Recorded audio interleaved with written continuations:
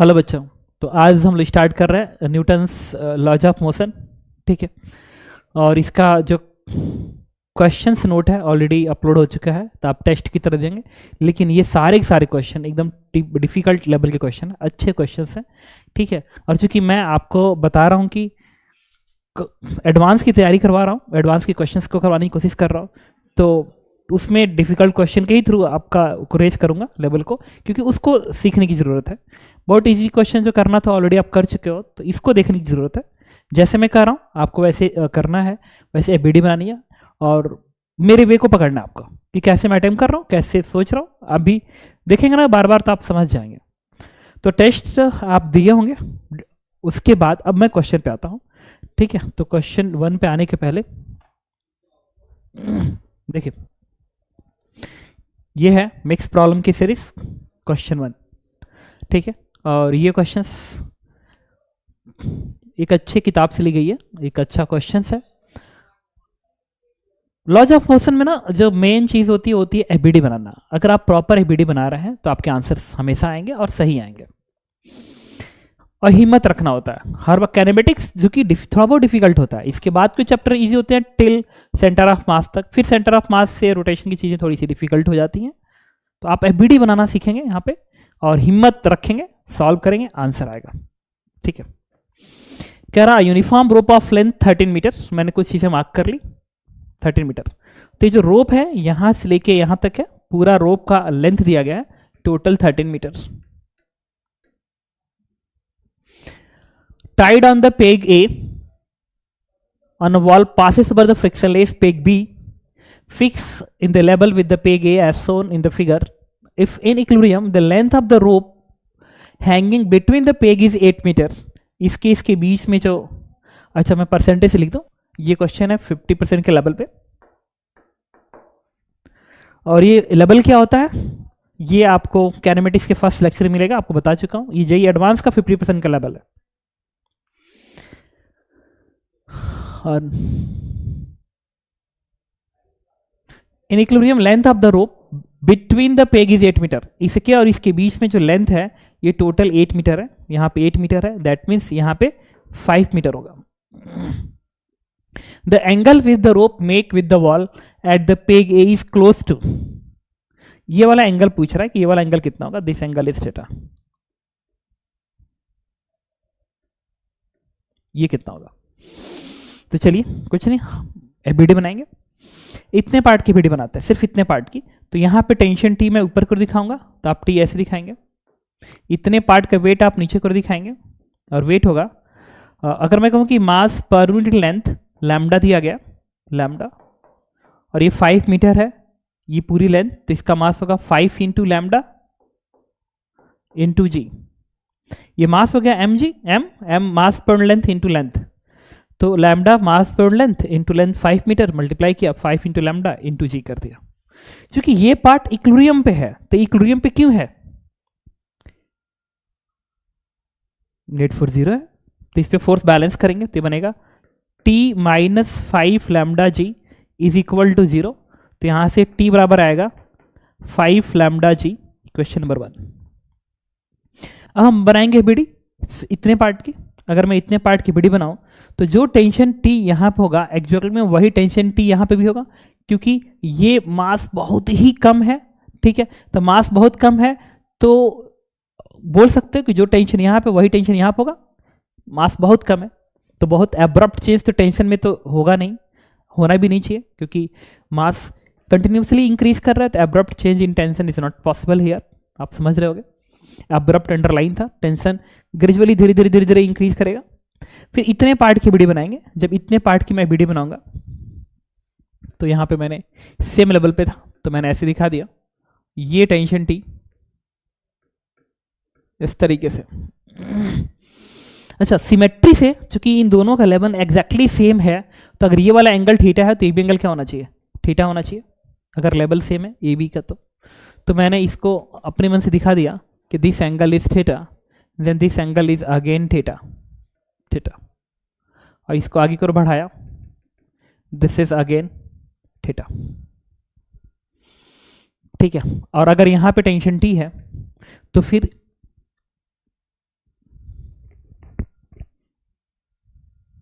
ठीक है, same level पे। तो यहाँ के भी टेंशन क्या होना चाहिए, टी ही होना चाहिए। देखो मैं हिम्मत के साथ काम कर रहा हूं, बाकी देखा जाएगा। इतने पार्ट का वेट नीचे को दिखेगा, जो कि 8 मीटर का लेंथ है ये। अगर 8 मीटर है तो इसका मास पर रूल 10 मल्टीप्लाई करके मास आ गया, इंटू जी कर दिया। अब वाई में फोर्स मैं बैलेंस करूंगा, क्योंकि ये पार्ट भी इक्विलिब्रियम पे है। तो इसको अगर आगे की ओर भगा दूं तो ये एंगल क्या आएगा, थीटा। तो टी कॉस थीटा, यहाँ का टी कॉस थीटा, तो 2t cos theta is balance by 8 lambda g. T cos theta 8 lambda g, और मैं यहां से टी की वैल्यू 5 लैम्डा जी उठा के यहां पर रख दिया। तो ये हो गया 2/5 lambda g cos theta equals to 8 lambda g. तो लैम्डा जी से लैम्डा टी कटेगा और कॉस थीटा की वैल्यू आ जाएगी आपकी, this one is 8/10, that means 4/5, that means what is theta, theta is 37 degree, and this is your answers. तो इसका बी पार्ट सही आंसर है, ठीक है। अच्छा, इसमें क्या चीज़ और इंट्रोड्यूस हो सकता है, आपने देखा कितना प्यारा क्वेश्चन है, ठीक है। आपको एफबीडी बनानी सीखनी है और हिम्मत रखनी है, आंसर्स आएंगे। इसमें अगले पार्ट से ये पूछ सकते हैं सब कि इस वाले पॉइंट पे ना टेंशन कितना है, कभी पूछता है ना कि इस पॉइंट पे टेंशन कितना है, इस पॉइंट पे टेंशन बताइए, टेंशन। तो क्या किया जाएगा ना ऐसे क्वेश्चंस के अंदर, सिर्फ इतने पार्ट की वीडियो बना दीजिएगा, फिर ये वाला T1 ऐसे आएगा, फिर हॉरिजॉन्टल फोर्स बैलेंस कर दीजिएगा, यहाँ का भी टेंशन आ जाएगा। तो ऐसे वैरायटी क्वेश्चन इसमें डेवलप्स होते हैं। यहाँ पे ये जो कर्व सरफेस है ना, तो यहाँ का रेडियस ऑफ कर्वेचर भी कई बार पूछा जाता है। तो हालांकि अभी नहीं बताना चाहता क्योंकि ज़्यादा हो जाएगा, ठीक है। एक फ्लो में हम लोग चलते हैं क्वेश्चन की तरफ। तो मैंने क्या किया इस क्वेश्चन के अंदर, सबसे पहले इतने पार्ट की एवडी बना के नेट फोर्स 0 कर दिया, फिर इतने पार्ट की एवडी बनाई, फिर वाई में नेट फोर्स 0 कर दिया, और हमारा आंसर आ गया जो मैंने यूज किया। ये आपका क्वेश्चन नंबर 1 था, और ये आपका क्वेश्चन नंबर 2 है। क्वेश्चन नंबर 2 एक अच्छा क्वेश्चन है, और इसको भी मैं 50% के ही लेवल पे रखूंगा, ठीक है। क्वाइट पॉसिबल है कि आप ऐसे क्वेश्चन कर जाएं, ठीक है, बट ठीक है, देखते हैं। कह रहा है in the setup shown the block is place on frictionless floor, the cord and pulley are ideal and each spring has stiffness is K. यहाँ का भी स्टिफनेस के है, यहाँ का भी स्टिफनेस के है, यहाँ का भी स्टिफनेस के है, और ये भी स्टिफनेस के है। The block is pulled away from the wall. How far will the block shift while the pulling force is increased gradually from 0 to F? अगर इसको मैं 0 से F इंक्रीज करूं तो क्वेश्चन में ये कह रहा है कि ये ब्लॉक कितना शिफ्ट करेगा, इक्विलिब्रियम पे कितना शिफ्ट करेगा, ठीक है। तो अगर आप ग्रेजुअली शिफ्ट कर रहे हो, अच्छा इसमें ना कई सारे भी हो सकते हैं। जैसे फर्स्ट मेथड है कि एकदम बेसिक से चलेंगे, जो आएगा सो आएगा, और सेकेंड अप्रोच है कि इस पूरे स्प्रिंग का इक्विवेलेंट मैं निकाल लूँ और इक्विवेलेंट निकाल के उसके सहायता से सॉल्व करूँ। तो मैं आपके सामने दोनों मेथड यूज़ करने जा रहा हूँ। मेथड 1 जो कि एकदम प्योर बेसिक मेथड है, और मेथड 2 जो होगा आपका वो होगा equivalent of spring method. Equivalent of spring method वो मैं आपको बताऊंगा, ठीक है। और इक्विवेलेंट ऑफ स्प्रिंग निकालने के लिए मैं आपको एक अलग वे भी बताऊंगा कि कैसे उसको निकाला जाए बेटर वे में। तो एक बात बताइए, अगर ये ब्लॉक,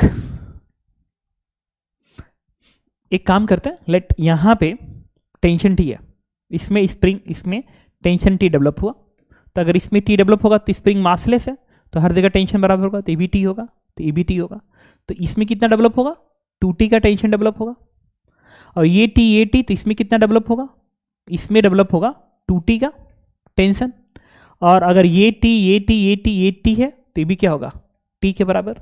तो फिर इस ब्लॉक पे ये वाला स्प्रिंग फोर्स 2t है और ये वाला स्प्रिंग फोर्स t है, और चूंकि ग्रेजुअली आप इंक्रीज कर रहे हो तो हर वक्त इस पर नेट फोर्स 0 होगा, that means F minus 3t 0 होना चाहिए। तो इससे इक्वेशन आ गया F बराबर 3t, क्वेश्चन नंबर 1। ओके, तो मुझे ये बताइए, अगर इस स्प्रिंग में फोर्स T है और स्प्रिंग कांस्टेंट K है, तो तो इस स्प्रिंग में इलोंगेशन कितना होगा, F बराबर KX होता है इलोंगेशन, F1 बराबर KX होता है। तो कोई पूछे इलोंगेशन कितना आएगा, तो F1 अपान K आएगा। मतलब फोर्स को आपको स्प्रिंग कांस्टेंट से डिवाइड करना है। तो अगर यहाँ का फोर्स T है और स्प्रिंग कांस्टेंट K है, तो इसमें कितना इलोंगेशन होगा, क्योंकि आप खींच रहे हैं तो ये इलोंगेटेड होगा, तो ये इधर इलोंगेटेड होगा T अपान K के बराबर। अच्छा, इसमें फोर्स 2T है और स्प्रिंग कांस्टेंट K है, तो इसमें कितना इलोंगेशन होगा, तो इसमें जो इलोंगेशन होगा, इस वाले में जो इलोंगेशन होगा वो होगा 2T अपान K। हिम्मत रखा हूं, देखूंगा यहां पे कितना है, ये भी स्प्रिंग इलोंगेटेड हो रहा है क्योंकि आप इधर खींच रहे हैं, और स्प्रिंग फोर्स यहाँ पे 2T है और ये K है, तो इसका इलोंगेशन क्या होगा, 2T अपान K होगा। और यहाँ पे टेंशन T है, स्प्रिंग कांस्टेंट K है, तो यहाँ की इलोंगेशन क्या होगा, it is T upon K। Okay, चलिए अब मुझे ये जानना था कि ये ब्लॉक कितना दूरी मूव किया है। लेट दिस इज x, इसने x दूरी मूव किया, x रिमूव किया, तो इस x को इन इलोंगेशन के साथ कांस्टेंट डेवलप करेंगे, कांस्टेंट डेवलप करेंगे।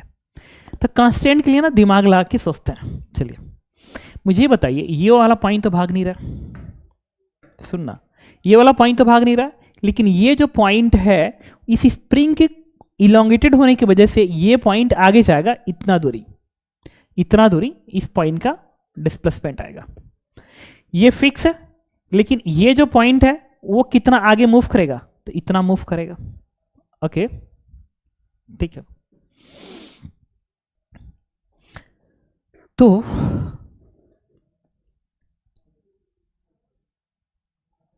इस पुली की बनाते हैं एबीडी, इस पुली की एबीडी बनाते हैं। यहाँ पे देखो, कुछ नहीं, हिम्मत रखो ना, अभी आंसर ऐसे कैसे नहीं आएगा, जब हम सॉल्व कर रहे हैं तो आंसर आएगा, नहीं आएगा तो कोई बात नहीं, आप मुझे बताइएगा, मैं उसके हेल्प से सॉल्व करूंगा। तो इस पुली की एबीडी बनाते हैं और इस पॉइंट पे आते हैं। तो इस पॉइंट का जो डिस्प्लेसमेंट है इस डायरेक्शन में वो T अपान K है, T अपान K है, और इस वाले पॉइंट का आपको डिस्प्लेसमेंट नहीं पता है, कोई बात नहीं, अपने मन से इसको मान लेंगे इट इज x1। देखो this is the core basic approach. J advance का जो बच्चा होता है ना वो प्योर होता है, मतलब थॉट बेसिक से अटेम्प्ट करता है क्वेश्चन। इस वाला पॉइंट का डिस्प्लेसमेंट आगे की ओर कितना, 2T अपान K है, तो 2T अपान K। अच्छा, ये बोलना मुश्किल है, पता है क्यों, ये अगर फिक्स है तो ये तो इतना ही बढ़ेगा, T अपान K बढ़ेगा, ये फिक्स है तो ये पॉइंट उतना बढ़ेगा जितना ये स्प्रिंग बढ़ेगी, तो ये तो ठीक है, ये वाला को मैंने एक्शन मान लिया, लेकिन ये वाला पॉइंट कितना आगे जाएगा, ये जो पॉइंट आगे जाएगा ये कितना जाएगा। अगर ये ब्लॉक x डिस्टेंस आगे जाता है, सुनना मेरी बात, अगर ये ब्लॉक x डिस्टेंस आगे जाता है तो ये कितना आगे जाना चाहिए ताकि इस स्प्रिंग में इलोंगेशन 2T अपान K आ जाए। तो मैं कहूंगा कि अगर ये ब्लॉक x डिस्टेंस आगे मूव किया है तो x minus 2T upon K ये आगे जाना चाहिए, तभी इसमें इलोंगेशन आएगा इसके बराबर।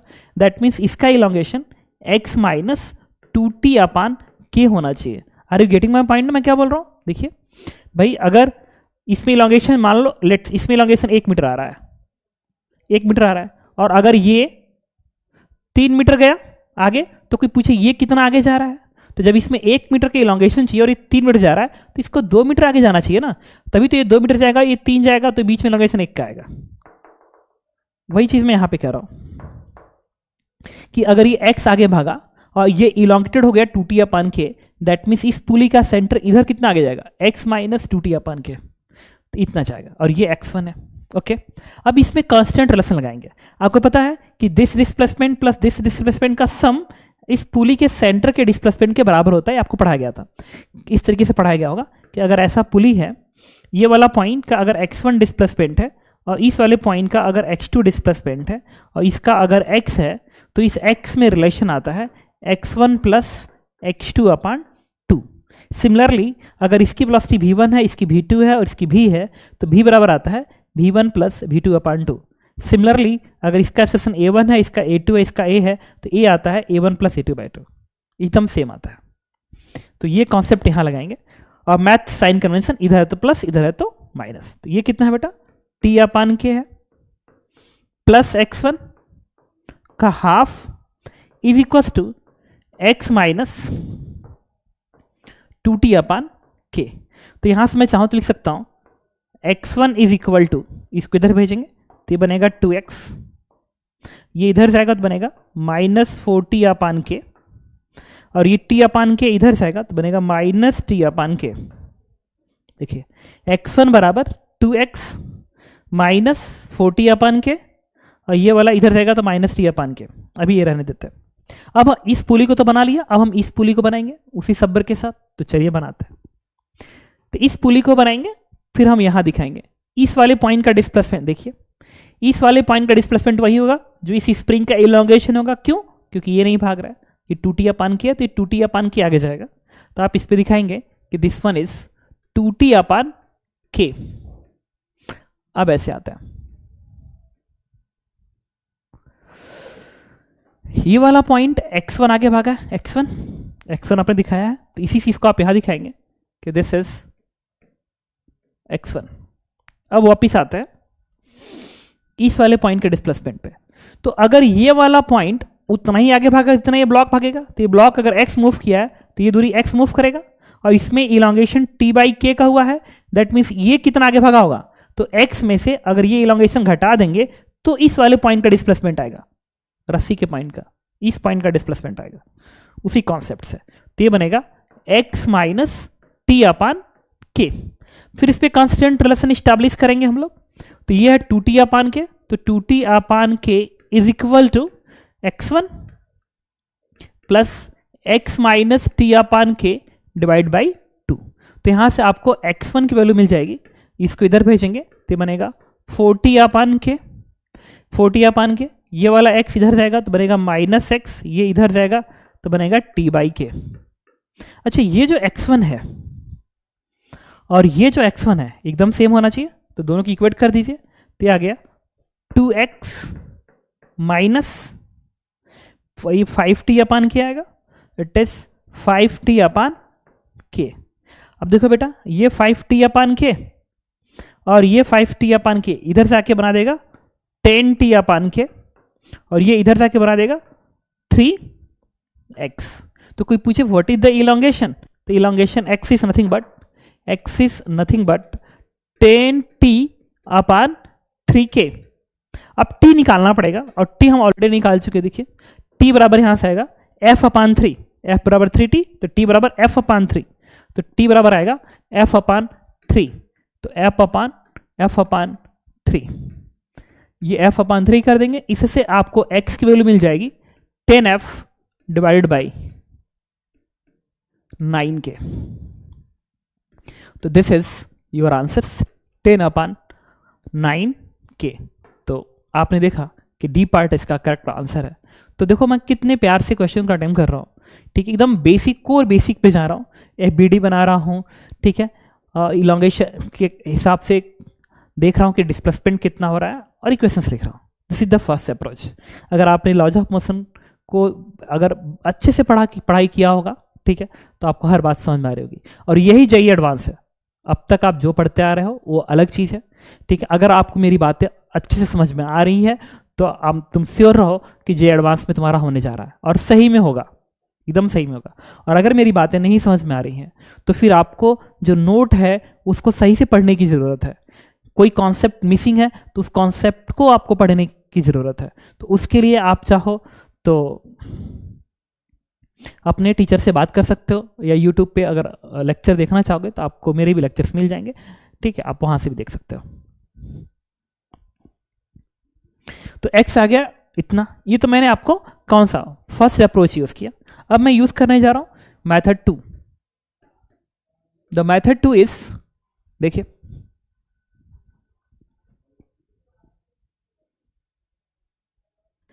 तो मेथड 2 में इक्विवेलेंट्स की बात करते हैं।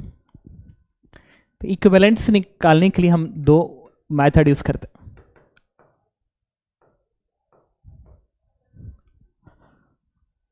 देखो इसकी नीड सिर्फ इसलिए कि इक्विवेलेंट मुझे सीखना है निकालना, बाकी कुछ ज़्यादा नहीं।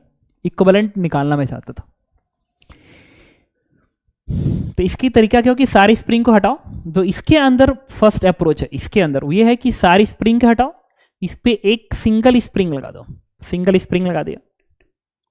अब जब ये ब्लॉक एक्स का डिस्प्लेसमेंट ले, एक्स का डिस्प्लेसमेंट ले, तो ये सिंगल स्प्रिंग इस ब्लॉक पे वही फोर्स लगाए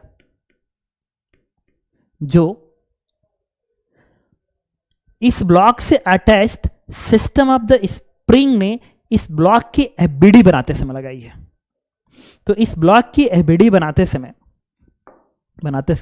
अगर ये दो स्प्रिंग थे, एक स्प्रिंग ए, एक स्प्रिंग ए, ठीक है, तो इस ब्लॉक की एबीडी बनाते समय इन दोनों स्प्रिंग का जो रिजल्टेंट फोर्स आ रहा है, रिजल्टेंट रियोस्टोरिंग,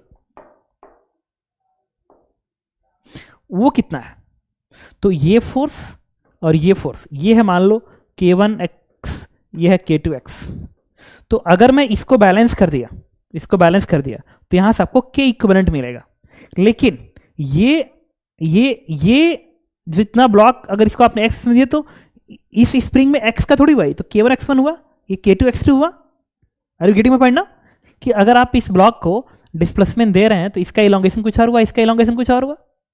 तो इसके ऊपर जो नेट फोर्स जो लगेगा इस एबीडी में स्प्रिंग का, वो इसका फोर्स आएगा और इसका फोर्स आएगा। वो जो फोर्स है वो इसको इक्वेट कर दे, 1 सेकेंड, और ये इसको इक्वेट कर दे। तो ये जो K इक्विवेलेंट है, x बराबर K1x1 प्लस K2x2, इससे जो K आएगा, K इक्विवेलेंट आएगा, वो इस पूरे सिस्टम का K इक्विवेलेंट कहलाएगा। एंड दूसरा तरीका है मेथड 2 है एनर्जी मेथड्स, कि अगर इसको x का डिस्प्लेसमेंट देने के बाद इस स्प्रिंग की जो एनर्जी हो, that is half K equivalent into x का स्क्वायर, वो जितनी भी स्प्रिंग है उन सबकी एनर्जी के सम से आ जाए, sigma summation of all spring. तो दो मेथड है इक्विवेलेंट निकालने का। तो जहां क्वेश्चन इजी है, जहां पे सीरीज पैरेलल क्लियर दिखता है, वहां पे ये वाला अप्रोच लगाया जाता है। और जहां क्वेश्चन में एकदम कॉम्प्लिकेशन है, ना सीरीज समझ रहा ना पैरेलल समझ में आ रहा है, then use this approach to find K equivalent. तो चलिए मैं मेथड 2 के सहायता से K इक्विवेलेंट निकालता हूं और मेथड 1 से भी निकाल के दिखाता हूं, क्योंकि ये सब क्वेश्चंस आ सकते हैं। ठीक है, हालांकि हम क्वेश्चन सॉल्व कर चुके हैं, स्टिल मैं आपको अप्रोच सिखाने की कोशिश कर रहा हूं, तो देखिएगा जरूर। तो सबसे पहले मेथड 2 से निकालते हैं, मेथड 2 से फिर देखते हैं। मेथड 2 से K इक्विवेलेंट निकालेंगे और अंतिम में फिर हम आंसर निकालेंगे, वो आंसर कैसे आया। तो चलिए, मैंने क्या किया, मेथड 2 में इस ब्लॉक के ऊपर एक सिंगल स्प्रिंग लगा दिया और कहा कि इस स्प्रिंग कांस्टेंट K इक्विवेलेंट है, और इस ब्लॉक को मैंने x का डिस्प्लेसमेंट दिया, x का। तो इस स्प्रिंग की एनर्जी होगी half K equivalent into x का स्क्वायर इज इक्वल टू, अच्छा मुझे ये बताओ, 1 सेकेंड, x का दिया तो इसमें स्प्रिंग में एक फोर्स आया होगा, the spring force is T, let T है। तो इस स्प्रिंग की एनर्जी कितनी होगी?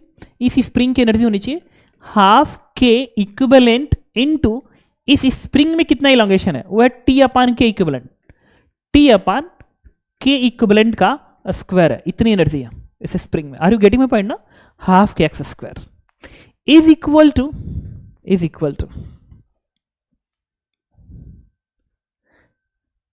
इस पूरे सिस्टम की एनर्जी। तो देखो, हालांकि यहां पे आपने ना इसमें 2T, इसमें T दिखाया है ना, तो अगर इसमें आपने T दिखाया है,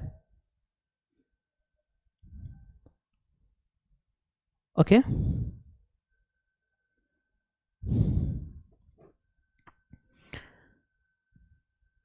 तो आपने इस ब्लॉक को x का डिस्प्लेसमेंट दिया था, तो इस स्प्रिंग में जो फोर्स आया था, फोर्स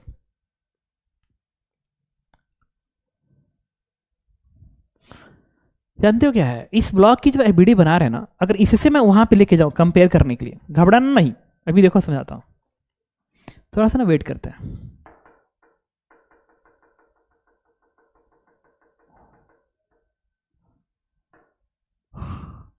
थोड़ा सा सुनना मेरी बात, कुछ नहीं, मुझे हिम्मत रखनी है।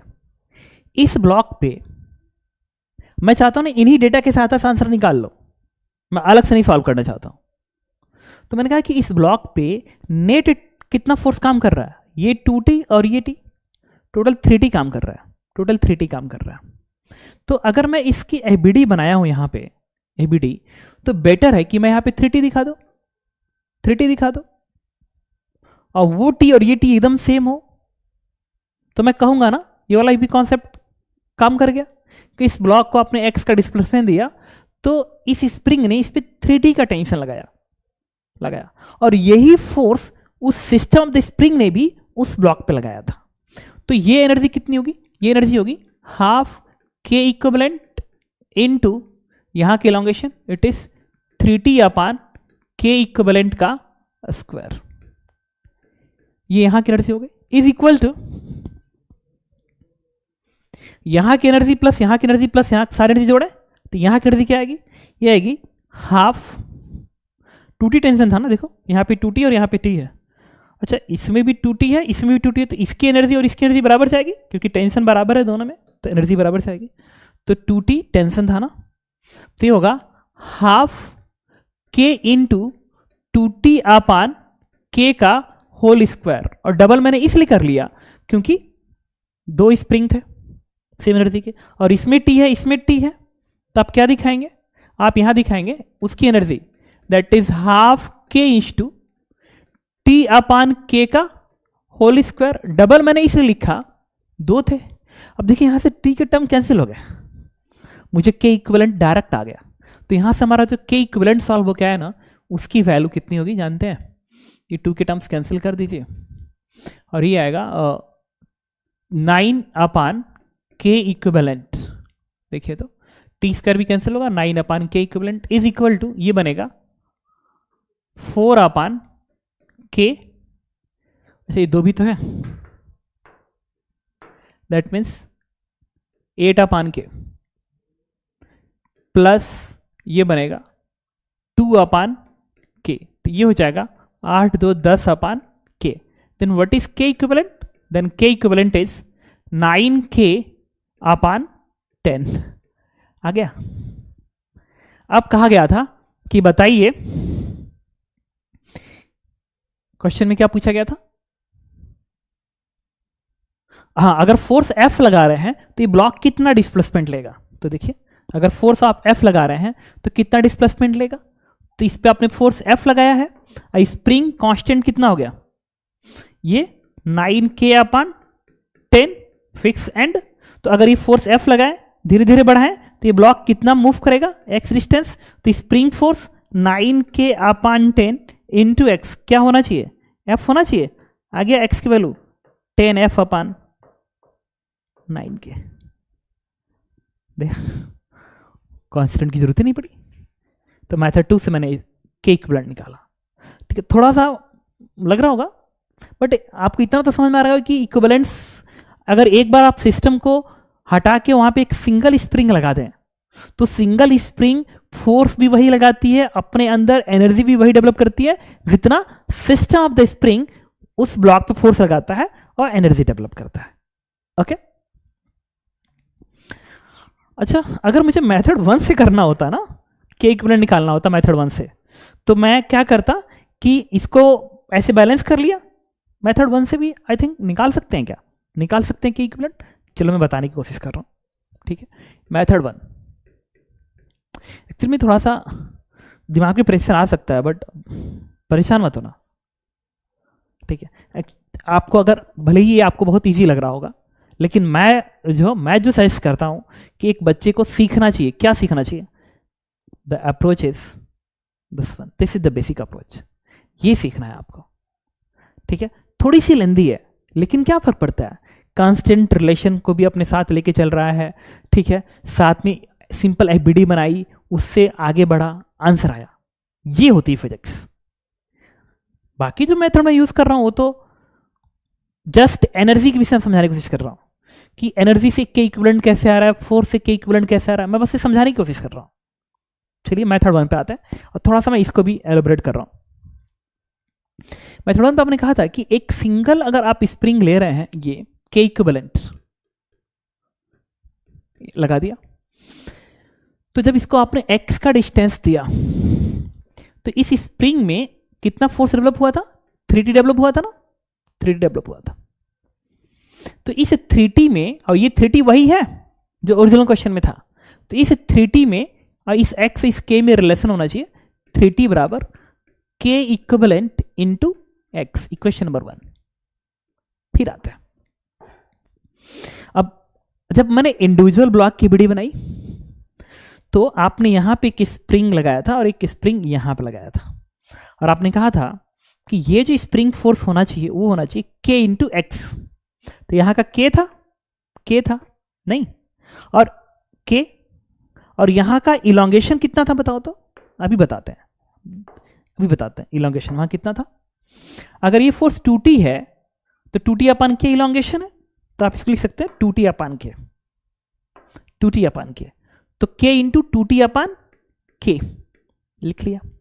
अच्छा, ये फोर्स स्प्रिंग का, स्प्रिंग कांस्टेंट k इंटू इसका इलोंगेशन t अपान k था।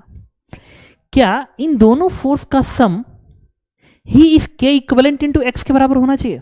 मुझे तो यही लग रहा है। या मैं यूं कहूं तो होना चाहिए, या मैं यूं कहूं तो इन दोनों का जो सम होना चाहिए 3T, ये तो आ ही रहा है 3T तो होगा ही यार।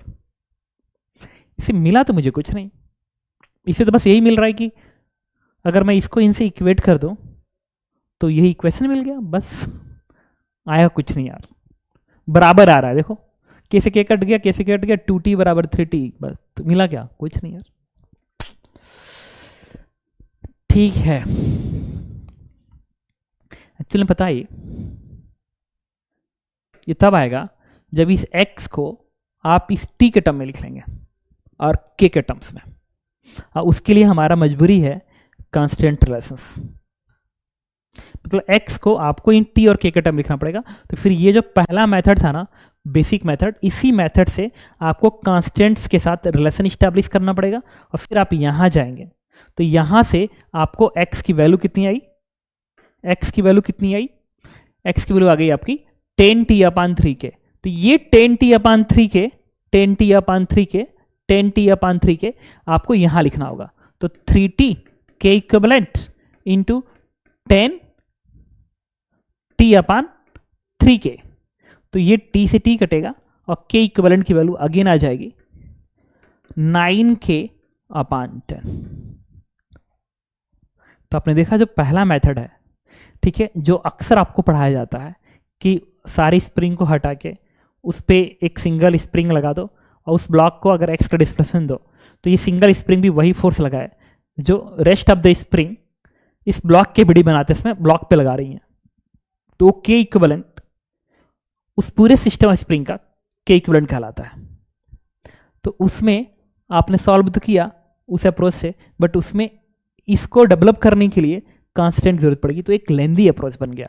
जबकि आपने जो एनर्जी मेथड यूज किया, ठीक है, ये आपके लिए एक इजी अप्रोच बन गया। तो के इक्विवेलेंट निकालने का हमारे पास दो अप्रोच दिखा आपको, आप ये दोनों यूज कर सकते हैं किसी अदर क्वेश्चंस के अंदर। जब वर्क पावर एनर्जी में जाओगे ना, तो वहां पे इस कॉन्सेप्ट की नीड पड़ेगी आपको।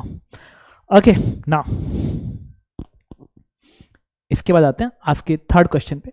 This is the question number 3, और इसको मैं आज रखूंगा 70% के लेवल पे। सारे के सारे क्वेश्चंस अच्छे आ रहे हैं, ठीक है। देखते हैं क्वेश्चन को और एक एक करके एक एक पॉइंट को देखेंगे। मुझे ये क्वेश्चन जो है वो बहुत अच्छा लगता है, और आपको भी मैं कहूंगा कि एक अगर आपको सॉल्व हो जाता है तो भी आप मेरी एनालिसिस जरूर देखिएगा कि मेरी एनालिसिस क्या कह रही है, क्योंकि उसकी नीड है, क्योंकि वो आपको जानना पड़ेगा कि इसके अंदर मैं और कौन कौन से पॉइंट्स को रेज कर रहा हूं और मोशन को कैसे ऑब्जर्व कर रहा हूं, ठीक है, एनालिसिस कैसे कर रहा हूं। इसके लिए कह रहा, a ball of mass m is suspended from a bar of mass capital M with a light inextensible cord. The bar can slide on the frictionless slope of the inclination angle theta. Initially the bar is held motionless so that the ball also stay motionless as shown in the figures. Find the acceleration of the bar and acceleration due to the gravity. Initially the bar is held and motionless. ये बार rest पे है और ये भी rest पे है। Find the acceleration of the bar.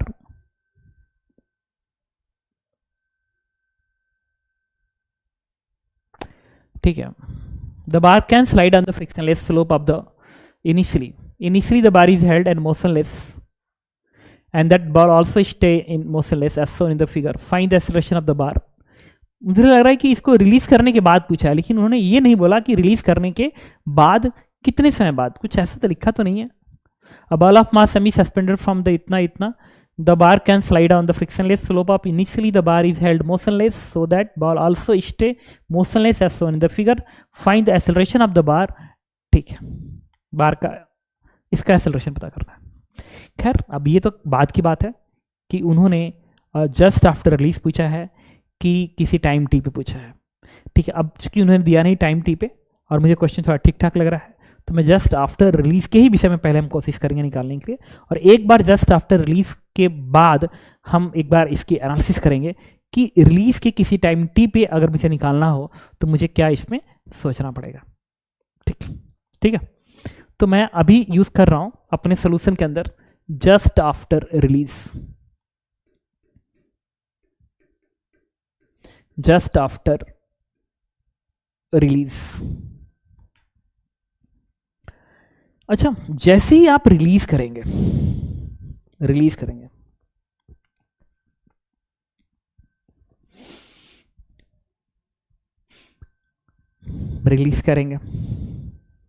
तो बार के पास एक्सेलरेशन आएगा. बार के पास एक्सेलरेशन है a के बराबर. अब पता ये ऐसे भागेगा, और जब ऐसे भागेगा तो रस्सी में के अंदर टेंशन आएगा. वो क्या करेगा, थोड़ा सा दिमाग के अंदर ना प्रेशर आ रहा है. मैंने कहा एक काम करते हैं ना, आप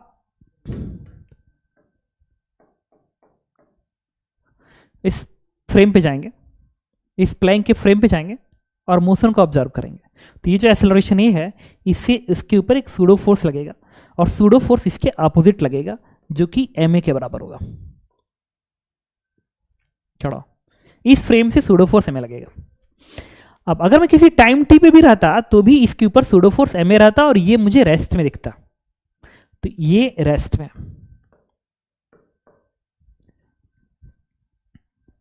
और उन्होंने पूछा एक्सेलरेशन ऑफ द बार, ये पूछा हमें ये निकालने में इंटरेस्टेड हो, और मैं इस पे खड़ा हो गया तो ये तो रेस्ट पे आ गया, बच गया ये ma. अच्छा, क्या होगा, इस सूडो फोर्स की वजह से ये ऐसे भागेगा, ये ऐसे भागेगा.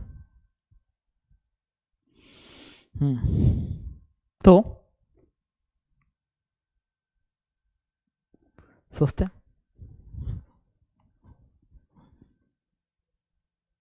ओके, तो जैसा कि मैं कह रहा था कि जस्ट आफ्टर रिलीज की हम लोग बात कर रहे हैं. ठीक है,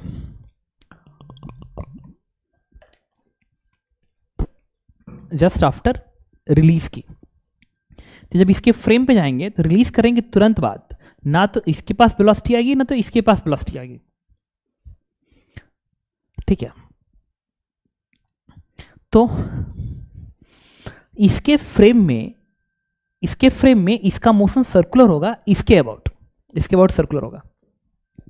और सर्कुलर मोशन में जो एक्सेलरेशन होता है वो टुवर्ड द सेंटर होता है और टेंजेंशियल एक्सेलरेशन होता है. क्योंकि स्पीड जस्ट जीरो है तो toward the centre radial acceleration v²/r zero होगा. तो जो एक्सेलरेशन इसके पास होगा वो बस एक ही एक्सेलरेशन होगा, दैट इज टेंजेंशियल एक्सेलरेशन. तो इसके पास इसके फ्रेम में एक टेंजेंशियल एक्सेलरेशन होगा, और टेंजेंशियल एक्सेलरेशन हमेशा सर्कुलर मोशन में जो स्ट्रिंग होती है उसके परपेंडिकुलर होता है. तो रस्सी ऐसे है तो इसके परपेंडिकुलर ऐसे दिखा दिया, और इसको लिख लिया AR, बट है ये टेंजेंशियल एक्सेलरेशन. और वो ऑब्वियस है इसलिए आ रहा है क्योंकि अगर मैं इसके BD बनाऊँ ना तो टेंशन T मैं ऐसे दिखाऊंगा, mg मैं ऐसे दिखाऊंगा, इसका बेटा mg. रियल फोर्सेस है BD में ऐसे ही रहेंगे, और इसके फ्रेम से सूडो फोर्स ऐसे दिखाऊंगा. अब देखना, इस सूडो फोर्स का जो ये कंपोनेंट है ना, इस कंपोनेंट की वजह से ये रेडियल एक्सेलरेशन आया है. ठीक, और जस्ट आफ्टर रिलीज है तो जस्ट आफ्टर रिलीज कोई भी टुवर्ड द सेंटर एक्सेलरेशन नहीं है, अभी मैं मान के चल रहा हूं. ठीक है, आंसर तक जाने के लिए. उसके बाद देखेंगे अगले पार्ट में कि अगर किसी टाइम t पे होता तो फिर हम इक्वेशंस कैसे लिख रहे होते. बट ये सही है कि इनको एक क्लियरेंस देना चाहिए. अगर किसी टाइम t पे एक बहुत कॉम्प्लिकेटेड इक्वेशन बनता है तो उनको इस क्वेश्चन में लिखना चाहिए, find the acceleration just after release. ठीक है, और अगर मैं सॉल्व कर लेता हूं पीडीएफ मैं सॉल्व करने के बाद ही मैं पीडीएफ आपको देता हूँ, ठीक है, रिकॉर्डिंग करने के बाद पीडीएफ देता हूँ, तो उस पीडीएफ में मैं चेंज कर दूंगा अगर ऐसा कुछ होगा तो, ठीक है, और वो आपको चेंज फॉर्म में मिलेगा। तो अब देखिए, जस्ट आफ्टर रिलीज सिर्फ एआर है, ओके, तो इस फ्रेम से अगर मैं इसके ऊपर फोर्स इक्वेशन लिखूं, अच्छा ये थीटा एंगल है तो ये भी थीटा एंगल बनेगा, रीजन इज क्लियर, ये लाइन और ये लाइन आपस में पैरेलल है, और ये हॉरिजॉन्टल है, ये हॉरिजॉन्टल है, तो ये एंगल बराबर हो जाएगा, क्योंकि ये इसके पैरेलल और ये इसके पैरेलल, तो फिर ये एंगल सेम होना चाहिए। तो इस पे इस रिडक्शन में नेट फोर्स क्या बनेगा, नेट फोर्स ठीक है, कंपोनेंट आएगा नहीं, एम जी का आएगा नहीं, एम ए का ये वाला कंपोनेंट जाएगा, it is M A cos theta is equal to M into radial relative acceleration, तो ये एम से एम कट गया, इससे ए आर की वैल्यू आ गई ए कॉस थीटा। Question number 1। अब इसके बाद अब मैं चाहता हूं इस पे फोर्स इक्वेशन लिखना, तो देखो पूरे सब्र के साथ मैं लिखने की कोशिश कर रहा हूं, तो हालांकि आपको ऐसे पढ़ाया गया हो कि पूरे सिस्टम पे एक ही बार इक्वेशन लिख देना, आंसर आ जाएगा, किसी भी फ्रेम से लिखो आंसर आ जाएगा, और एक तरीका होता है बेसिक तरीका, तो चलो हम बेसिक से ही लिखते हैं। तो मेथड 1 इसके अंदर भी जो मेथड 1 है एकदम कोर बेसिक से जाऊंगा और मैं आपके सामने इक्वेशन लिख के दिखाता हूं। तो इसकी एबीडी बनाया, एक्स में फोर्स लिखा तो ये मिल गया, वाई में फोर्स इक्वेशन ये बनेगा T plus M A sine theta, T plus M A का sine theta is balance by M G, इसलिए क्योंकि इनिशियल रेडियल एक्सेलरेशन 0 है, टुवर्ड द सेंटर एक्सेलरेशन 0 है, क्योंकि वेलोसिटी 0 है, v स्क्वायर बाय आर 0 है। Okay, equation number 2। इसके बाद अब मैंने इसकी एबीडी बनाई, ग्राउंड फ्रेम में बनाते हैं इसकी एबीडी। अगर मैं इसकी एबीडी ग्राउंड फ्रेम में बनाऊं तो टेंशन टी मैं ऐसे दिखाऊंगा, इधर जब फोर्स आएगा आप क्या दिखाएंगे, एम जी कैपिटल एम, आप इसको दिखाएंगे capital M g sine theta, capital M g का साइन थीटा, ये फोर्स इधर आएगा, this is capital M g cos theta, यहां से नॉर्मल रिएक्शन आएगा ऊपर की ओर, एबीडी कंप्लीट। तो इसकी एबीडी ग्राउंड फ्रेम में मैंने ये फोर्स दिखा दी, ये दिखा दी, टेंशन दिखा दी, एन दिखा दी, और इसका जो एक्सेलरेशन है इस डायरेक्शन में वो कितना है, 1 के बराबर। तो एक काम करते हैं, अगर मैं कहूं कि ये वाला एंगल थीटा था तो ये एंगल क्या आएगा, 90 माइनस थीटा, 90 थीटा, तो भी बनेगा 90 थीटा, तो this angle is theta. Okay, और वो भी बताया जाता है कि नॉर्मल एक तरह से नॉर्मल है, इस नॉर्मल का इस वर्टिकल से वही एंगल होगा जो इस इंक्लाइन का हॉरिजॉन्टल से। अब मैं इधर फोर्स इक्वेशन लिखूंगा इधर, तो इधर फोर्स इक्वेशन क्या बनेगा, it is capital M g sine theta, ये फोर्स, इसका ये वाला component plus T sine theta is equal to इसका इधर कंपोनेंट, इसका इधर कंपोनेंट, इक्वल्स टू इसका मास m इंटू ए, इसका तो कंपोनेंट आएगा नहीं इधर, n का तो आएगा नहीं। ओके, अब मैंने क्या किया, यहां से t उठा के मैंने अगर मैं यहां पे रख दूं ना तो मुझे a की वैल्यू तो डायरेक्ट मिल गई, तो यहां पे तो AR की मुझे जरूरत ही नहीं पड़ी यार।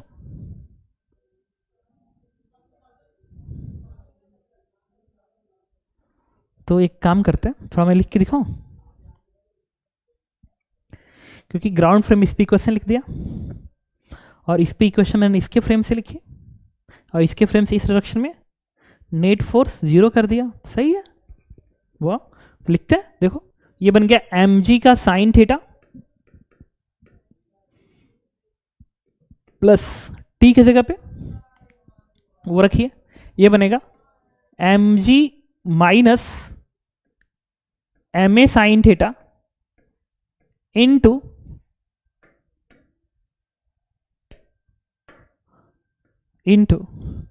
टी की जगह पर रखिए into sine theta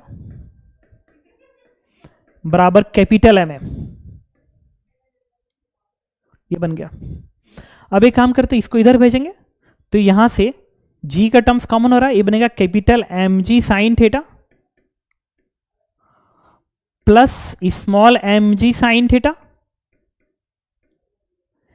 is equal to, इसको इधर भेज दीजिए तो ए कॉमन आएगा, तो ये बनेगा ए कॉमन कैपिटल एम और ये बनेगा ए साइन स्क्वायर थीटा तो ये बनेगा small m sign square theta. तो इससे a की वैल्यू कितनी आएगी, a की वैल्यू आ जाएगी आपकी, कॉमन आ रहा है इसमें, small m plus capital M into g sine theta and divided by capital M plus small m into sine square theta.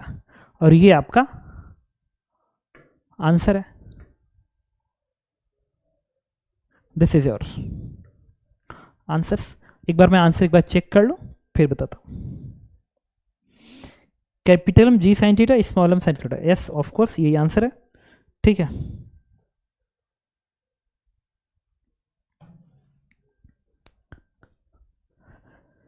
इसके बाद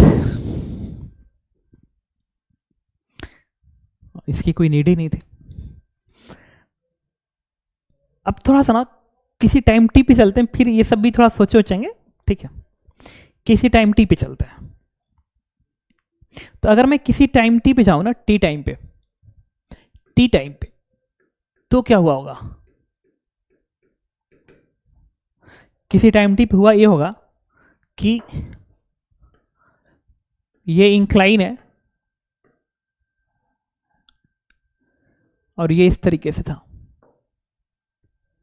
तो अगर मैं इस पे खड़ा हूं तो इसका एक्सेलरेशन a है, तो आप इसके ऊपर सूडो फोर्स दिखाएंगे ऐसे ही m इंटू ए का, दिस एंगल इज थीटा। इस ब्लॉक के BD में mg आपको नीचे की ओर दिखेगा, टेंशन T आपको ऊपर की ओर दिखेगा, सूडो फोर्स ऐसे ही रहेगा। बट इसके पास जो एक्सेलरेशन होगा किसी टाइम t पे, वो एक तो टेंजेंशियल एक्सेलरेशन होगा क्योंकि सेंटर ये है, तो सर्कुलर मोशन इसी के अबाउट होगा, तो इधर आएगा क्या, अब बाद में देख लेंगे कि रस्सी स्लैक हो रही कि नहीं हो रही, इसको बाद में देखा जाएगा। हालांकि मैंने आंसर निकाल लिया और आंसर तो यही है, और ये चीज़ आपको तो एकदम समझ में आएगी, एकदम क्रिस्टल क्लियर होगा, क्योंकि मैंने इसकी BD बनाई, इक्वेशन लिख दी, इसकी BD बनाई, इक्वेशन लिख दी, आगे आंसर। देखो यही आपको भी करना है, बाकी कुछ नहीं, अच्छे से क्वेश्चन सॉल्व हो जाएंगे, हिम्मत रखना होगा। अब किसी टाइम टी पे मैं एक बार क्वेश्चन में थोड़ी सी मुझे लगी थी कि ये एक्सेलरेशन जो बाहर का पूछ रहा है कब पूछा है, जस्ट आफ्टर पूछा है या किसी टाइम टी पे पूछा है, इसीलिए थोड़ा सा है। तो हालांकि आंसर ये बता रहा है कि जस्ट आफ्टर ही पूछा है। किसी टाइम टी पे क्या दिक्कत आ रही है एक बार देख लेते हैं कि किसी ऐसे ही कि किसी, अगर वो आंसर है तो किसी टाइम टी पे इसका एक्सेलरेशन क्या होना चाहिए, अभी मैं बताता हूं, देखिए कैसे। अच्छा, टाइम के साथ जब ऐसे भागेगा, नहीं टाइम के साथ तो यहां पे थोड़ी होगा, टाइम के साथ तो ये किसी और पोजीशन पे होगा। तो जब ये किसी और पोजीशन पे होगा ना, ये ऐसे कहीं आ चुका होगा, ऐसे घूमते हुए ना, ये कहीं इधर आ चुका है, इधर, तो इधर आ चुका होगा, तो फिर टेंशन इस पे टी अलग होगा, इस पे अलग होगा। दैट मीन्स इनको, आई एम 100% श्योर, इनको पूछना चाहिए था find acceleration of bar just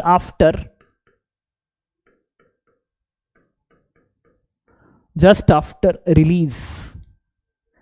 this is question. अब भी क्वेश्चन सही है, ठीक है, समझ गए तुमको भी समझ में आ गया होगा कि जब ये ऐसे किसी टाइम टी पे इधर आया होगा, तो जब इधर आएगा तो फिर ये एंगल भी चेंज हो चुका होगा, तो उस एंगल का भी रोल इसके BD में बनेगी, तो फिर उस एंगल के टाइम में तो कोई आंसर नहीं है, तो उसमें टाइम के भी टर्म्स आना शुरू हो जाएंगे। तो टाइम टी पे नहीं है वो क्वेश्चन, बस यही है कि find the acceleration of the bar just after release. ये खैर तो मेथड 1 आपने देख ही लिया कि इसकी BD बना के इसके सॉल्व कर दिया। अच्छा, अगर मैं डायरेक्ट सिस्टम पे लिखता, ये मेथड 1 का इक्वेशन में डायरेक्ट सिस्टम पे लिखना चाहता हूं, अब फिर आंसर निकालता हूं। देखिए ये मेथड 2 पे आता है, मेथड 2 पे मैं डायरेक्ट लिखना चाहता हूं, और आपको क्लास में कराया गया होगा कि किसी भी डायरेक्शन पे net force is equal to, किसी भी डायरेक्शन में ये होता है, उस डायरेक्शन में m1a1 plus m2a2 plus up to dot dot, ये इक्वेशन होता है, सेंटर ऑफ मास से पढ़ा जाता है कि किसी भी सिस्टम पे force, net force in any direction is equal to mass into उसका एक्सेलरेशन प्लस सेकेंड का मास इंटू उसका एक्सेलरेशन उसी डायरेक्शन में, थर्ड का मास इंटू उसका एक्सेलरेशन उसी डायरेक्शन में, जिधर आपने नेट फोर्स लिखा है। तो हम इस तरीके से वेक्टर्स लिखते हैं, ये होल्ड करता है सिस्टम पे। तो चलिए, अगर मैंने ऐसे दिखाया था कि ये एक ब्लॉक था, ठीक है, और यहां पे क्या थी,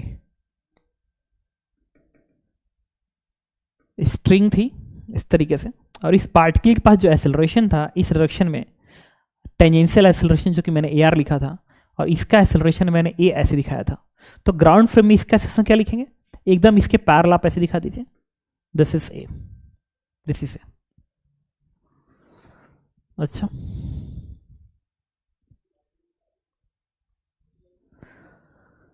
और इसकी एबीडी में ये टी ऐसे दिखेगा, एम जी आपको ऐसे दिखेगा, और ग्राउंड फ्रेम से पूरी एबीडी बनाई जा रही है पूरे सिस्टम को लिखने के लिए। इसका फोर्स इधर आप क्या दिखाएंगे, capital M g sine theta, और ये वाला एन आप ऐसे दिखाएंगे, ये वाला आप क्या दिखाएंगे, capital M g cos theta, और तो कोई फोर्स होगा नहीं इसके ऊपर, और ये टेंशन टी एक तरह से। तो पूरे सिस्टम पे ये जो टेंशन होगा ना, टेंशन पूरे सिस्टम पे ये जो टेंशन है वो इंटरनल की तरह से गायब हो जाएगा, इंटरनल की तरह से गायब हो जाएगा पूरे सिस्टम पे, गायब हो जाएगा। मुझे ए चाहिए और मैं इस ए आर से बचना चाहता हूं। हालांकि ए आर और ए में मैंने एक रिलेशन निकाल ली है, ठीक है, कि इस डायरेक्शन में इस पार्टिकल पे कोई फोर्स नहीं काम कर रहा है। देखो इस पार्टिकल पे कोई फोर्स इस डायरेक्शन में काम नहीं कर रहा है, क्योंकि टेंशन टी एक तरह से ऐसे है, तो इधर एक्सेलरेशन 0 होना चाहिए। इसका मतलब कि अगर ये वाला एंगल थीटा है, ठीक है, तो इस एंगल को मैं क्या बोलूं, ये हॉरिजॉन्टल, और ये लाइन पैरेलल, तो ये भी एंगल थीटा बनेगा। तो इधर इक्वेशन बैलेंस करेंगे तो बनेगा A cos theta is equal to A R, लिख लिया। अब इस पूरे सिस्टम में नेट फोर्स लिखते हैं इस डायरेक्शन में, इस डायरेक्शन में। तो इस डायरेक्शन में नेट फोर्स के नाम पे ये वाला एन तो आएगा नहीं क्योंकि परपेंडिकुलर है, और इस डायरेक्शन में सिस्टम पे नेट फोर्स एक तो ये है, that is capital M g sine theta है, बाकी इधर और कोई फोर्स नहीं है। बाकी इस एम जी का इधर कंपोनेंट कितना आएगा, इसके लिए मैंने क्या किया, इस लाइन पे ऐसे, ये एम जी है ना, मुझे ई वाला एंगल चाहिए, दिस इज 90 माइनस थीटा। अगर ये 90 माइनस थीटा है तो इस एम जी का इसके पैरेलल कितना इक्वेशन आएगा, एम जी का cos of 90 minus theta, it is small M g sine theta is equal to, इस पूरे सिस्टम पे इस डायरेक्शन में ये नेट फोर्स है equal to m1 a1 plus m2 a2। तो इसका मास क्या है, कैपिटल एम, तो capital M into a plus capital M into a plus इसका मास स्मॉल एम इंटू इसका एक्सेलरेशन मुझे इस डायरेक्शन में चाहिए, इस डायरेक्शन में चाहिए। तो इसके लिए मैंने क्या किया, आगे भगा दिया, तो ये थीटा होगा, इस लाइन को आगे तो भी थीटा बनेगा। तो ये ए है, तो हम लिखेंगे इसको ए माइनस ए आर का ये वाला component, it is A R cos theta. अब देखिए, अब मैंने क्या किया, यहां से किसको लिखा, capital M plus small m into g sine theta is equal to यहां से क्या बना, capital M a plus small m a minus small m cos theta, small m cos theta into a r, और a r यहां से क्या आएगा, a cos theta, तो कॉस स्क्वायर थीटा। तो क्या हो जाएगा आपका, capital M a plus small m, और ये ए और 1 minus cos theta, it is sine square theta. तो यहां से ए की वैल्यू आएगी small m plus capital M into g sine theta and divided by capital M plus small m sine square theta. और आपने देखा कि मैंने इससे भी आंसर्स निकाला। तो ये भी एक अप्रोच है जिसका आप हेल्प ले सकते हैं। तो इस क्वेश्चन के अंदर ये क्लियर था, क्लियर उनको करना था कि find the acceleration of this bar just after release, ठीक है। तो ये वाली लाइन आपको लिखी हुई मिली होगी ऑलरेडी। इसके बाद आते हैं आज के क्वेश्चन नंबर 4 पे, and this is the question number 4। और ये क्वेश्चन नंबर 4 भी आज का सबसे डिफिकल्ट क्वेश्चन में से एक है, और इसको मैं रखूंगा आज 80% के लेवल पे, 80% के लेवल पे रखूंगा, ठीक है, क्योंकि ये आपको बहुत सारे कॉन्सेप्ट को एक साथ सिखाएगा। तो ये कह रहा है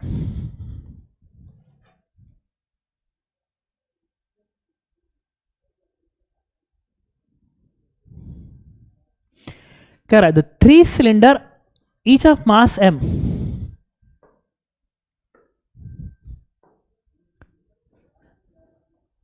मास m की वैल्यू दे रखी है 10√3, लिख लिया। Arrange on the horizontal floor as shown in the figure with their axis horizontal.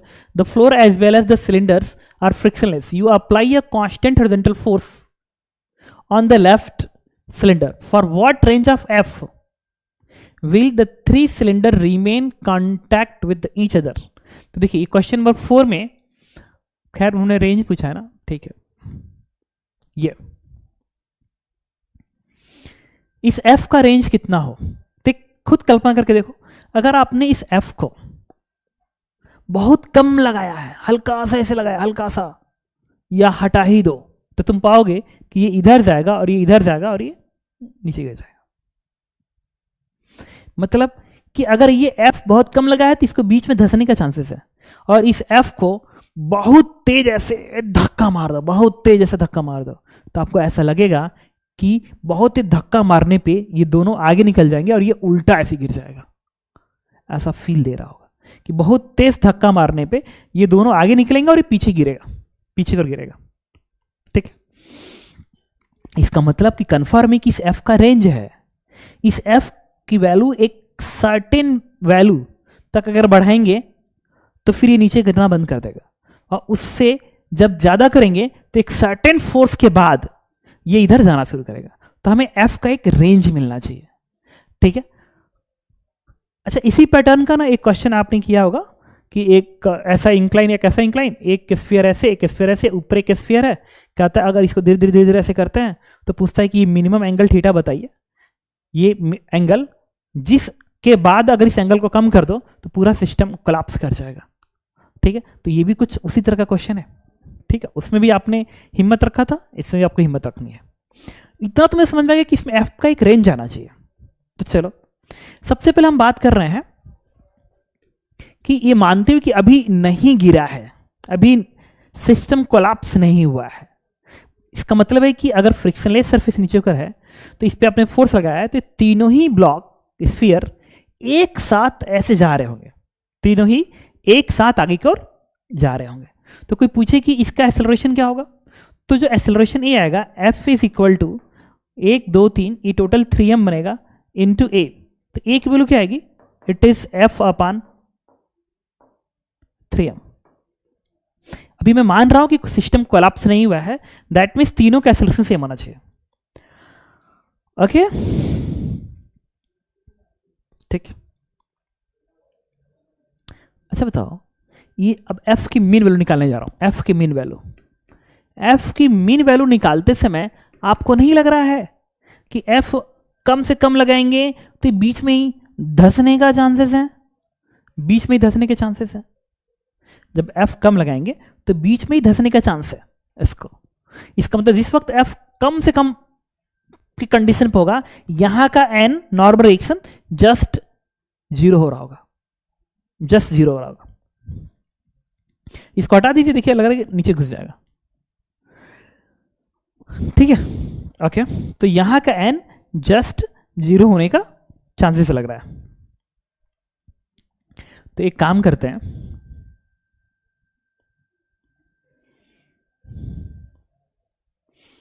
इतने पार्ट की अलग से बीडी बना लेते हैं, इतने पार्ट की अलग से बीडी ऐसे। तो क्या होगा, F मीन की बाद में F मैक्स निकालेंगे। तो मैंने इसको ऐसे दिखाया, इसको ऐसे दिखाया, और यहां पे आपने फोर्स F लगा दिया, और यहां का n आपने जस्ट 0 का है मीन F निकालने के लिए। लेकिन इस वाले स्फीयर से भी तो इस पे फोर्स आएगा, वो फोर्स ऐसे आएगा, दैट दिस इज n1। इसका वेट mg डाउनवर्ड दिखेगा, इसका भी वेट mg डाउनवर्ड दिखेगा, अनग्राउंड तो एटलीस्ट फ्रिक्शनलेस है, फ्रिक्शनलेस है। आर यू गेट में पढ़ना? फिजिक्स में बस थॉट होते हैं, सोचना क्या हो सकता है, फिर उस पर इक्वेशंस लिखे जाते हैं। ओके अब इस एंगल, इस नॉर्मल का वर्टिकल एंगल देखते हैं। तो अगर मैं इसके सेंटर्स को, इसके सेंटर को आपस से मिला दूं, ऐसे ऐसे बढ़ा दूं, तो ये एक इक्वलेटेड एंगल है। तो इक्वलेटेड एंगल है तो ये जो एंगल बनेगा ये 30 डिग्री बनना चाहिए, क्योंकि अगर मैं इसको आगे बढ़ा दूं तो ये भी 30 डिग्री बनेगा, ताकि ये पूरा एंगल 60 बन जाए। तो ये पूरा एंगल क्या होगा? 60, क्योंकि ये इक्वलेटेड एंगल है। तो ये भी 60, ये भी 60, ये भी 60। तो ये वाला जो एन होगा, इस स्फीयर ने जो एन लगाया होगा वो सेंटर से पास करेगा, सेंटर टू सेंटर, तो वर्टिकल के साथ 30 डिग्री के एंगल पे होगा, वर्टिकल से 30 के एंगल पे होगा।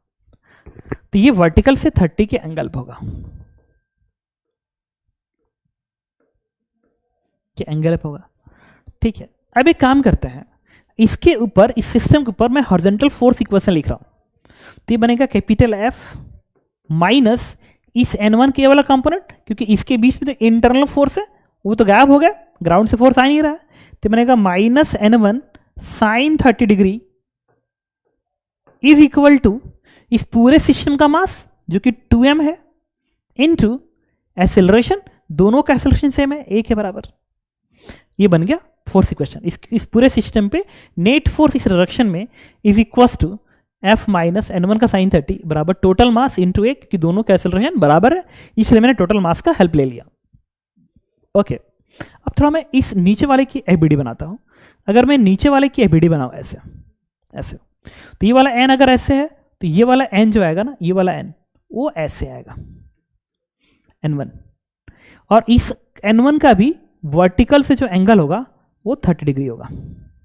भाई वही है, जिस इस n का वर्टिकल 30, तो वही तो n ये भी है, तो वर्टिकल 30 बनेगा। फिर इस ग्राउंड से आएगा N2 और इसका वेट mg डाउनवर्ड दिखेगा, और तो कोई फोर्स नहीं है, और इसका भी एक्सेलरेशन हॉरिजॉन्टली एकदम सेम है, क्योंकि जस्ट सिस्टम साथ साथ जा रहा है। तो यहां पे फोर्स क्वेश्चन क्या मिलेगा? N1 का sine 30 degree is equal to horizontal force N1 sine 30 बराबर इसका मास इंटू ए। तो यहां से N1 की वैल्यू आएगी 2ma। अब क्या करेंगे ना, N1 उठा के यहां रख दीजिए, तो बन गया F minus 2ma by this, तो F बराबर आ जाएगा आई थिंक 3ma आ जाएगा, नहीं N1 आएगा 2ma बाई 2, तो ma और 2ma, ठीक है। और अब आपको F चाहिए, तो इसको F min mi लिख लेते हैं, F mi। तो यहां से बेसिकली ये एफ एम आई ही है जो मैं निकाल रहा था, तो ये आएगा F M I is 3ma। तो ये बनेगा आपका, और वहां से 3ma।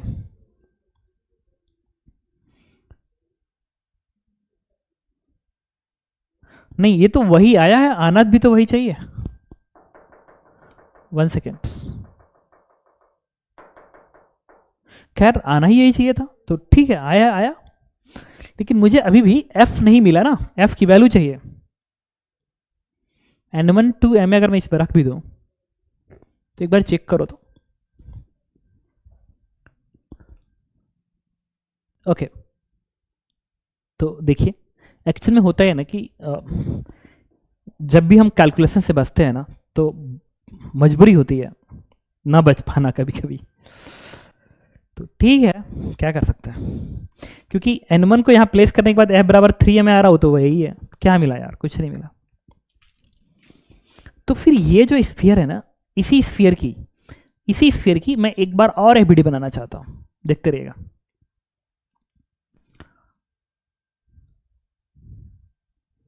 क्योंकि यहां से तो मिलेगा नहीं, जब तक हमें a की वैल्यू mg के टर्म में ना मिल जाए तब तक हमारा आंसर मिलने वाला नहीं है।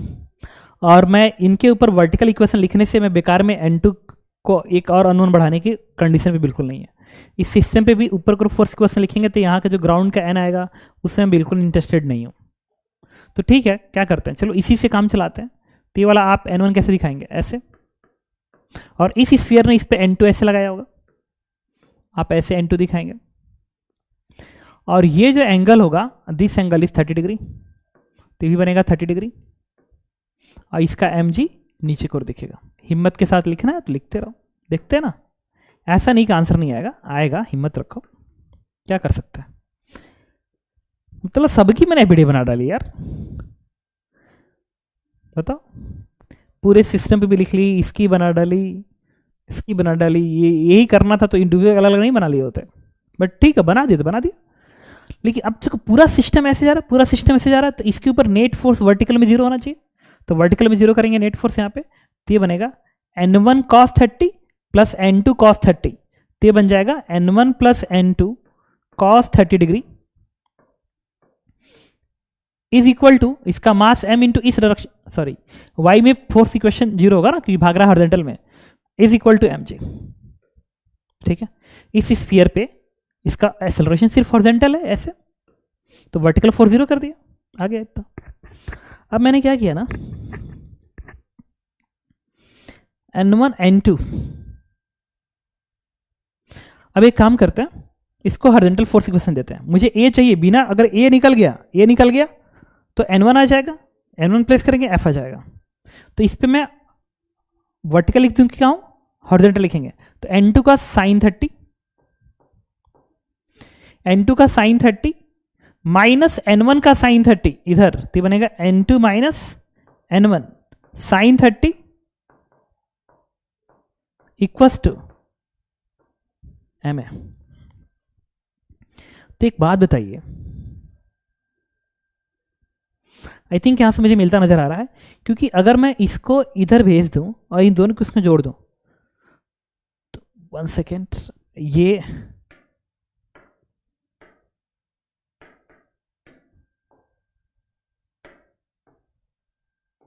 n1 है ना, n2 sign 30 minus n1 sine 30, ठीक है। अगर मैं यहाँ पे, मुझे n2 एलिमिनेट करेंगे फिर n1 आएगा, तो मैंने क्या किया कि यहाँ पे इसको ना इधर भेजो, आ गया आंसर, मैं समझ गया आंसर आ चुका है, n1 plus n2 is equals to 2mg by √3। देखिए ये √3/2 है, तो 2mg बाई √3, और यहां से n2 minus n1, n2 minus n1 बराबर आएगा, ये हाफ इधर जाएगा तो बनेगा 2ma, दैट इज 2ma। अब इसको जोड़ते हैं, ये माइनस कर दिया, इसको प्लस कर दिया, इसको माइनस कर दिया, तो इसे कैंसिल आउट हो गया, बन गया 2n1, तो 2n1 इज इक्वल टू, यहां से आएगा 2mg बाई √3 माइनस 2ma। अभी जो 2n1 है ना, इस पे आता है, n1 2ma है, तो इसको उठाइए यहाँ पे, 2ma को यहाँ पर रखिए, यहाँ पर रखेंगे 2ma, तो हो जाएगा 4ma। अब ये 2ma इधर आएगा तो बनेगा 6ma is equals to 2mg by √3। इससे a की वैल्यू क्या आएगी, इससे a की वैल्यू आ जाएगी, m से m कट गया, 2 3 6 3, ये आएगा g डिवाइड बाई 3√3, आ गया g डिवाइड बाई 3√3।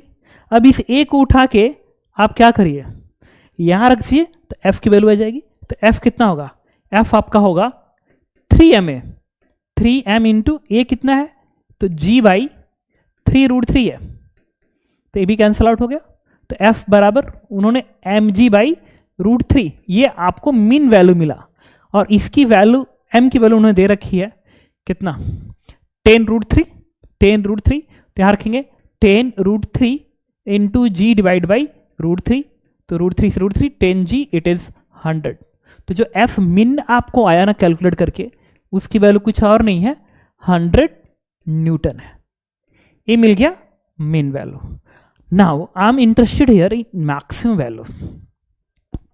तो अगर हमको मैक्स वैल्यू निकालनी है ना, एफ मैक्स निकालना है, तो अभी आपका दिमाग इस बात को कह रहा था ठीक है, कि अगर आप बहुत तेज धक्का मारेंगे ना, बहुत तेज धक्का मारेंगे, तो ये दोनों ऐसे निकलना चाहेंगे, तो ये उल्टा ऐसे, ये उल्टा ऐसे, और थोड़ा बहुत ना अगर आप किसी एक के एक्सेलरेशन बढ़ेगा ना, तो सूडो फोर्स वाले कॉन्सेप्ट से भी समझ सकते हैं। जैसे इस पे खड़े हो जाइए, तो सूडो फोर्स इसके ऊपर ऐसे दिखेगा, अभी सूडो फोर्स जितना ज्यादा होगा उतना ये ऐसे ऐसे ऐसे होना चाहेगा। दैट मीन्स जब ये ऐसे होना चाहेगा, ऐसे होना चाहेगा, तो यहाँ पे कॉन्टैक्ट लूज होगा यहाँ पे, ठीक है। तो एफ मैक्स निकालने जा रहा हूं, तो एक्स मैक्स में भी जस्ट मैं लिमिटिंग कंडीशन लेके चल रहा हूं, तो लिमिटिंग कंडीशन में net force equals to 3m/a, ये तो अभी भी वैसे ही होल्ड करेगा, ये तो अभी भी वैसे ही होल्ड करेगा। लेकिन अब की बार क्या है कि यहां का n 0 करेंगे, जबकि हम पहले केस में यहां पे किए थे, तो यहां पे 0 करेंगे तो ये दोनों एक साथ रहेगा, ये दोनों एक साथ रहेगा, और ये बस कांटेक्ट। हाँ, तो ये अगर मैं 0 कर दूं तो सिर्फ ऊपर वाले की एबीडी बनाते हैं, सिर्फ ऊपर वाले की एबीडी। तो अगर मैं ऊपर वाले की एबीडी बनाऊं, ऊपर वाले का, तो सिर्फ यहां से फोर्स में दिखाऊंगा, यहां वाला तो 0 हो गया, तो ये फोर्स को मैंने n4 कर दिया, और वर्टिकल से एंगल भी मैंने इसको एक दिया 30 डिग्री, ये तो यही रहेगा। साथ में इसका वेट कितना है, mg, मैंने डाउनवर्ड रखा, तो यहां से फोर्स आ गया, mg आ गया, ये वाला n गायब हो गया क्योंकि यहीं पे रिलीज हुआ था। अब इस पे लिखेंगे x डायरेक्शन में फोर्स इक्वेशन, तो ये बनेगा आपका n4 sin 30 degree is equals to mass m into acceleration. ठीक है, अब इससे हमें n4 की वैल्यू मिलती नजर आई, this is 1/2, it is 2 mm। Okay, एक और काम कर सकते हैं, क्योंकि इसका मोशन सिर्फ हॉरिजॉन्टल है तो इस पे वर्टिकल फोर्स 0 होगा, तो n4 का cos 30, n4 का cos 30 is balance by mg, n4 का cos 30 mg को बैलेंस करेगा, और यहां से n4 2ma यहां आएगा, cos 30 √3/2 and that is equals to mg, तो m से m कैंसिल हो गया, और a की वैल्यू आ गई g/√3। अब ये फोर्स कितना होगा, इट इज 3ma, तो जो मैक्स फोर्स आएगा आपका वो कुछ और नहीं आएगा 3m इंटू a, और ये a है, इट इज g/√3, तो इससे f मैक्स की वैल्यू आपकी आती नजर आई, and this one is √3m into g, और क्वेश्चन में उन्होंने दे रखा है m की value that is 10√3 into g, I think m is 10√3 ना, m 10√3 दे रखा, तो ये वैल्यू हो जाएगी आपकी 300 न्यूटन। तो कोई पूछे कि f का रेंज कितना है, तो f का जो रेंज है वो है 100 to 300 न्यूटन, क्लोज इंटरवल। ये अगर f इस रीजन में होता है, अगर f इस रीजन में होता है तो फिर सिस्टम एक्विलिब्रियम पर आएगा। तो आपने देखा कि मैंने किस तरीके से क्वेश्चन को अटेम्प्ट किया। एवरीथिंग इज पेशेंस, आपको पेशेंस रखना है, एफबीडी बनानी है, थोड़ी सी कॉमन सेंस यूज करना है।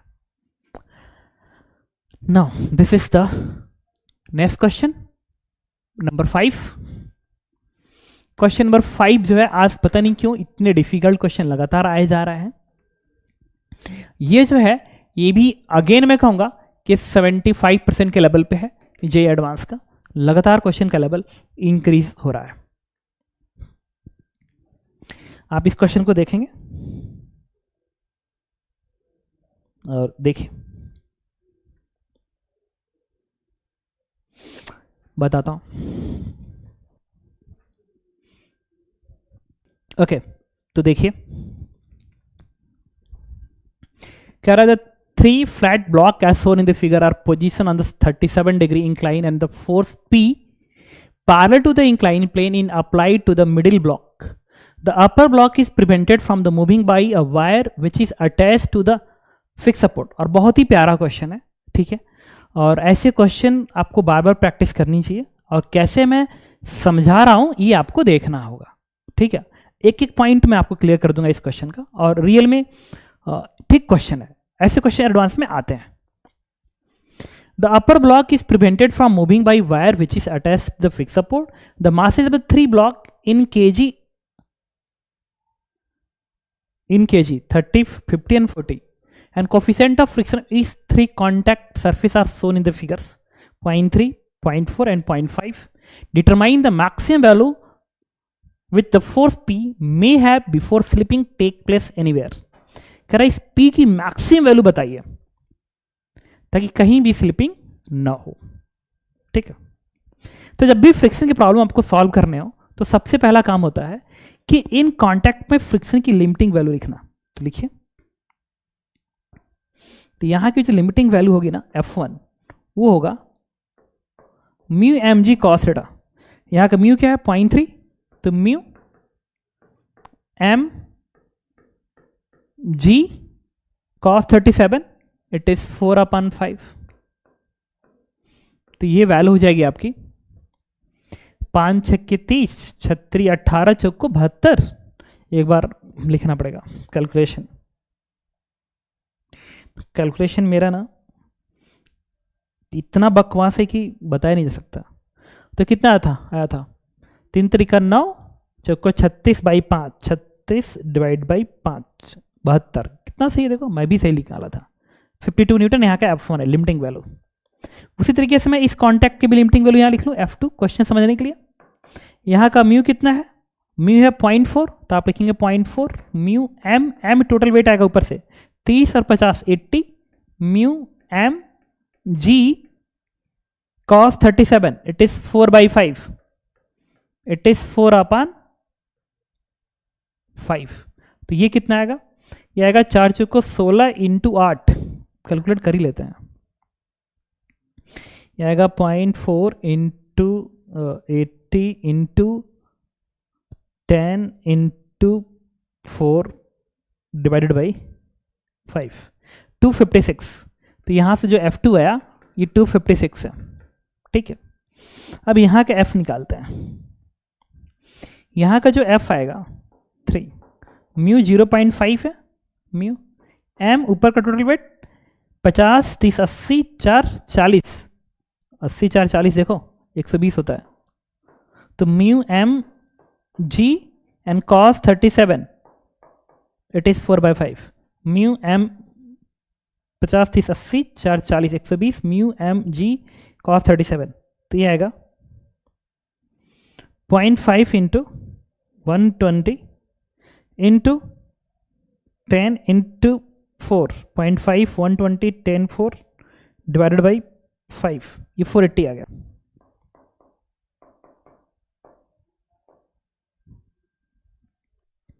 अब इसके बाद थोड़ा सा एम जी साइन थीटा के टर्म्स भी लिख लेते हैं बातों को समझने के लिए। तो यहाँ का एम जी साइन थीटा कितना आएगा, एम जी 30 है, तो m g sine 37 it is 4/5। तो 5 दूनी 10, 4 दूनी 8, त्रिके 24, ये 240 है। तो ये फोर्स आएगा 240। ये वाला फोर्स कितना है, ये है 50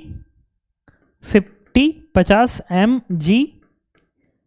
जी cos 37 इट इज 4/5, 5 से 5 कट गया 10, 100 इंटू 4 400, ये आ गया 400। फिर ये फोर्स कितना आएगा, m कितना 40 एम जी cos 37 4/5, ये कितना आएगा, ये आएगा आपका 40 इंटू 10 इंटू 4 डिवाइड बाई 5, ये 320 आ गया। ये फोर्स है 320। अब सोचना बाकी है। सबसे पहले मैंने क्या किया कि ए बी फोर्स दिखा दिया, ए बी दिखा दिया, ए बी दिखा दिया, यहाँ का लिमिटिंग फ्रिक्शन लिख दिया। अब सोचते हैं क्या क्या पॉसिबिलिटीज है, हमें ये देखना पड़ेगा बात को समझने के लिए। मुझे ये बताइए, ये वाला ब्लॉक तो कुछ भी हो जाए नहीं भागेगा क्योंकि रस्सी इससे अटैच है। तो ये जो रस्सी जो है इस ब्लॉक को भागने नहीं देगी, नहीं भागने देगी। तो पॉसिबिलिटी क्या है, पॉसिबिलिटी ये है कि ऐसा हो सकता है कि अगर इस फोर्स को आप बढ़ाएं तो बढ़ाते बढ़ाते बढ़ाते बढ़ाते तक ये ही निकल जाए बीच से और ये यहीं पे पड़ा रहे और ये यहां पे तो रहेगा ही रहेगा। एक पॉसिबिलिटी ये है। हाँ, ये पॉसिबिलिटी सही तब होगा जब ये अगर भाग रहा है और ये तो यहीं रहेगा क्योंकि रस्सी रोक के ही रखेगा। साथ में ये यहां रुकने के लिए यहां का जो फ्रिक्शन होना चाहिए, यहां का फ्रिक्शन रिक्वायर्ड इसको रोकने के लिए या इस लिमिटिंग से कम हो तो रुका रहेगा, तो होल्ड कर जाएगा, तो फिर वो सही हो जाएगा। एक पॉसिबिलिटी है। दूसरी पॉसिबिलिटी क्या है, आप इसको खींच रहे हैं, इसको खींच रहे हैं तब तक क्या हो कि यहीं रुके और ये दोनों एक साथ ऐसे भाग जाए। तीसरी पॉसिबिलिटी, दूसरी पॉसिबिलिटी है कि दोनों एक साथ ऐसे भाग जाए। लेकिन ये दोनों एक साथ भागेंगे तो ये वेरीफाई तभी होगा जब यहां का फ्रिक्शन यहां के लिमिटिंग से कम होगा। ये एक और चीज वो ये है कि अगर आप इसको भगा रहे हैं, भागो भागो भागो भागो, ये नहीं भाग रहा है, ये रुका हुआ है, ये भी नहीं भाग रहा है, तब तक ये नीचे भाग जाए। ये थोड़ा सा बड़ा अजीब फील कर रहा है कि ये खींच रहा है, ये भाग ही नहीं रहा है, ये नीचे से ऐसे भागना शुरू कर दिया। ऐसा नहीं होना चाहिए, ये तो गड़बड़ है, ये तो गड़बड़ हो जाएगा। क्योंकि अगर ये इधर भागेगा तो 320 है, ये इधर भागेगा तो 320, और ये दोनों रुके हुए हैं, ये 320 का फोर्स से लगा हुआ है, तो यहाँ का फ्रिक्शन 480 ऊपर और यहाँ का फ्रिक्शन 256 ऊपर, तो दोनों मिलके 320 से तो ज्यादा है, तो भागेगा कैसे? ये नहीं होगा। मतलब ये पॉसिबिलिटी तो, तीसरी पॉसिबिलिटी तो 100% कैंसिल हो गई कि आप इसको फोर्स खींच रहे हो, बढ़ा रहे हो, तब तक ये दोनों रुके, ये नीचे भाग जा, असंभव है। क्योंकि इसको इधर भागने के लिए बस ये रिस्पॉन्सिबल है 320, और 320 का जो फोर्स है वह यहाँ की लिमिटिंग से खुद ही कम है, तो उन दोनों के सम से कम है, तो भागे कैसे? असंभव है। मतलब जो पहली पॉसिबिलिटी जो मैंने मानी है इस केस में कि ओनली 40 kg मूव करेगा, तो ये पॉसिबिलिटी हमारी फेल हो गई। क्योंकि 40 kg पे जो 320 इधर आप दिखा रहे हैं ना, 320, और ये फ्रिक्शन आप ऊपर दिखा रहे हैं कितना, 480 दिखाएंगे इस कंडीशन के लिए, और ये कितना है ऊपर का फ्रिक्शन 256, ये पॉसिबिलिटी तो फेल हो गई, ये पॉसिबिलिटी तो फेल हो गई। तो अगली पॉसिबिलिटी पे चलते हैं। जो पॉसिबिलिटी नंबर 2 है, मैं उसकी बात करने जा रहा हूं। तो पॉसिबिलिटी नंबर 2 पे क्या होगा? पॉसिबिलिटी नंबर 2 पे ये होगा, मैंने मान लिया कि ये बीच से ही निकल जाए और ये अभी यहीं रुका रहे, ये निकल जाए तब तक ये रुका रहे। चेक कर लेते हैं इसमें पॉसिबिलिटी क्या है। ओनली 50 kg मूव करेगा, ओनली 50 kg मूव करेगा, यहां पे ओनली 40 kg मूव करेगा। तो ओनली 50 kg मूव करे, 40 kg रुका रहे, तो जो रुका रहे अगर मैं उसकी एबीडी बनाऊं तो ये वाला फोर्स में क्या दिखाऊंगा, 320, 320, 320, और ये रुका हुआ है और ये भाग रहा है, तो जब ये भागेगा तो इस पे फ्रिक्शन इसके नीचे सरफेस पे उधर लगेगा, तो 40 kg फ्रिक्शन आगे लगेगा, तो 40 kg पे यहां पे फ्रिक्शन आगे लगेगा। और कितने का आगे लगेगा? यहां की लिमिटिंग वैल्यू 256 का है, आगे दिखाएंगे। और यहां का जो फ्रिक्शन है स्टैटिक्स, इसको रोक के रखने के लिए, वो कितना होना चाहिए? तो ये फ्रिक्शन इन दोनों का सम के बराबर होना चाहिए, तब जाके रुका रहेगा। तो ये जो F होना चाहिए वो इसको जोड़ दीजिए, तो 6 बनेगा, 5 2 7 बनेगा, और 3 2 5 बनेगा, ये बनेगा। लेकिन ये तो ज्यादा है 480 से, क्योंकि यहां पे मैक्सिमम 480 मिलेगा। मतलब आपका जो केस 2 है वो भी पॉसिबिलिटी फेल हो गई। मतलब ये भी पॉसिबिलिटी फेल हुई, ये भी पॉसिबिलिटी फेल हुई ना। तो आपके पास एक ही पॉसिबिलिटी अब दिखाई दे रही है, वो ये है कि इसको खींचें और ये दोनों साथ निकल जाए। हाँ, ये इसको सही होने की गारंटी ये होगा कि यहां का जो फ्रिक्शन होना चाहिए वो लिमिटिंग से कम होना चाहिए। और मुझे लग रहा है कि उसको चेक करने की जरूरत नहीं, क्योंकि 3 ही पॉसिबिलिटी बनी थी, 3 ही पॉसिबिलिटी बनी थी, 2 पॉसिबिलिटी फेल होगी, तो तीसरी को तो एकदम सही होना ही पड़ेगा, तीसरे को सही होना पड़ेगा, क्योंकि इसको कभी भागना नहीं है, रेस्ट पे रहेगा। तो अगर एक को भागना है तो या तो ये भागेगा या तो ये भागेगा, 2 केस। और अगर 2 को भागना है, 2 को, तो इसको तो कोई भागना नहीं है, तो 2 को भागने बस यही भाग पाएंगे, तो तीसरी पॉसिबिलिटी, और कोई पॉसिबिलिटी तो है नहीं। 2 फेल हो गया तो 1 को सही होना तय है, ठीक है। तो अगर हम उसको नहीं भी चेक करें यहाँ का रिक्वायर्ड फ्रिक्शन लिमिटिंग से कम है कि नहीं, तो भी हमारा आंसर सही होगा, ठीक है। बट ठीक है, चेक कर लेंगे दिखाने के लिए कि देखो जो मैं कह रहा था सही है। तो चलिए अब हम क्या करेंगे, इतने पार्ट की वीडियो बनाएंगे, इतने पार्ट की, तो पूरा सिस्टम ऐसे भागेगा। तो जब पूरा सिस्टम ऐसे भागेगा तो यहाँ पे फ्रिक्शन पीछे, यहाँ भी फ्रिक्शन पीछे, वीडियो बनाते हैं दोनों को एक साथ। जब दोनों को मैं एक साथ बनाऊंगा तो ये वाला जो फोर्स है वो कितना है, 400, और ये वाला फोर्स कितना है, 320। यहां का फ्रिक्शन आएगा कितना, 480। यहां का फ्रिक्शन कितना आएगा, यहां का फ्रिक्शन इंटरनल की तरफ से गायब हो गया, ऊपर का जो फ्रिक्शन आएगा 72 है, 72 ये। और साथ में यह फोर्स P भी तो होगा इसके ऊपर, ये दोनों साथ चल रहे हैं, दोनों साथ चल रहे हैं, तो यहाँ पे P भी तो होगा, P इसी पे लगा था ना, ये होगा। और मैं निकाल रहा हूं जस्ट स्लीपिंग कंडीशन है, जस्ट, जस्ट का मतलब है कि इस P की वो मैक्सिमम वैल्यू की सिस्टम जस्ट डिस्टर्ब होने वाला है, तो एक्सेलरेशन 0 होगा। दैट मीन्स तीनों का सम इसके बराबर कर देंगे, तो आएगा 400 plus P plus 320 is equal to 72 plus 480।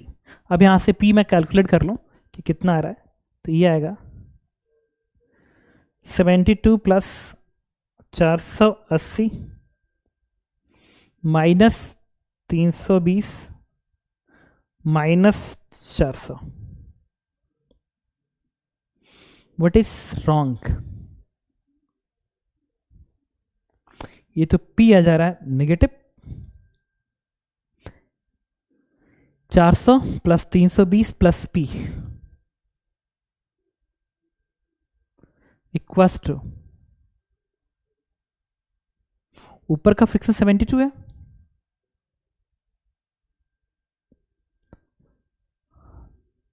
ये फ्रिक्शन 72 है, 72 ही होगा I think, 0.3 into 30 into 10 into 4 divide by 5, सही तो है। Where is mistake? और ये 480 है, ये भी चेक कर ले एक बार। हाँ, जब इतनी बड़ी वैल्यू है तो होना ही चाहिए यार।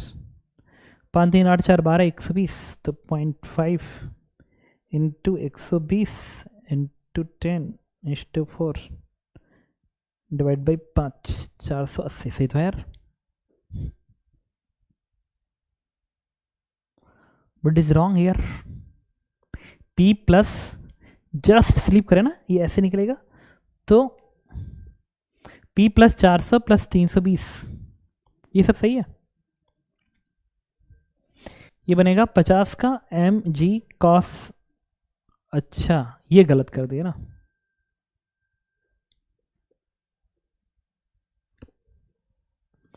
ये साइन 37 बनता ना, इधर साइन 37 बनते, साइन 37, तो ये 30 mg sign 37 3/5।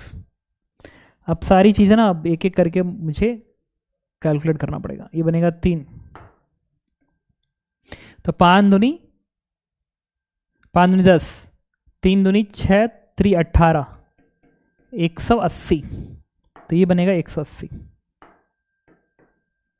This is the calculative error, calculation error. अब ये कितना है, 50 है, तो 50 है तो बनेगा 3, ये कितना आएगा 5 10 3 300, तो ये बनेगा आपका 300, ये बनेगा आपका 300। और ये 40 है और ये 3/5 है, तो ये कितना बनेगा 5/40, 8 3 के 24, 5/40 8 24, 240 बनेगा, 3/5 240, तो इसको लिख लीजिए 240। बाकी cos 37 के टर्म सब सही है। ये वाला केस, इस केस में मैंने किसको रोका था, 40 को, 40 को रोकेंगे तो 240 दिखाएंगे, तो आप इसको 240 दिखाएंगे। जब इसको 240 दिखाएंगे तो केस फेल हो गया, क्योंकि फ्रिक्शन का सम 40 kg मूव नीचे थोड़ी कर पाएगा, क्योंकि यहाँ पे फ्रिक्शन का सम ज़्यादा है इससे, तो क्या ऊपर भागेगा, ऊपर नहीं भागना, नीचे ही भागना है, तो केस फेल हो गया। P2 के BD में मैंने सिर्फ 50 kg को मूव कराया, जब ऐसे मूव करेगा, ऐसे जब ये 50 kg ऐसे मूव करेगा तो 50 पे फ्रिक्शन, एक सेकेंड, सिर्फ 50 वाले को मूव कराते हैं, तो ये वाला फोर्स आप क्या दिखाएंगे, 3 जस्ट मूव करवाना ना, नहीं 50 को सिर्फ मूव करवा रहे हैं, तो 40 को रेस्ट पे रखना है, 40 को रेस्ट पे, तो 40 वाले का 240 ऐसे दिखेगा। दूसरा, ये जो फ्रिक्शन है यहाँ का, जब ये नीचे ऐसे भागेगा तो इस पे ऐसे लगेगा, तो 40 से फ्रिक्शन आगे लगेगा, कितने का 256 का ऐसे।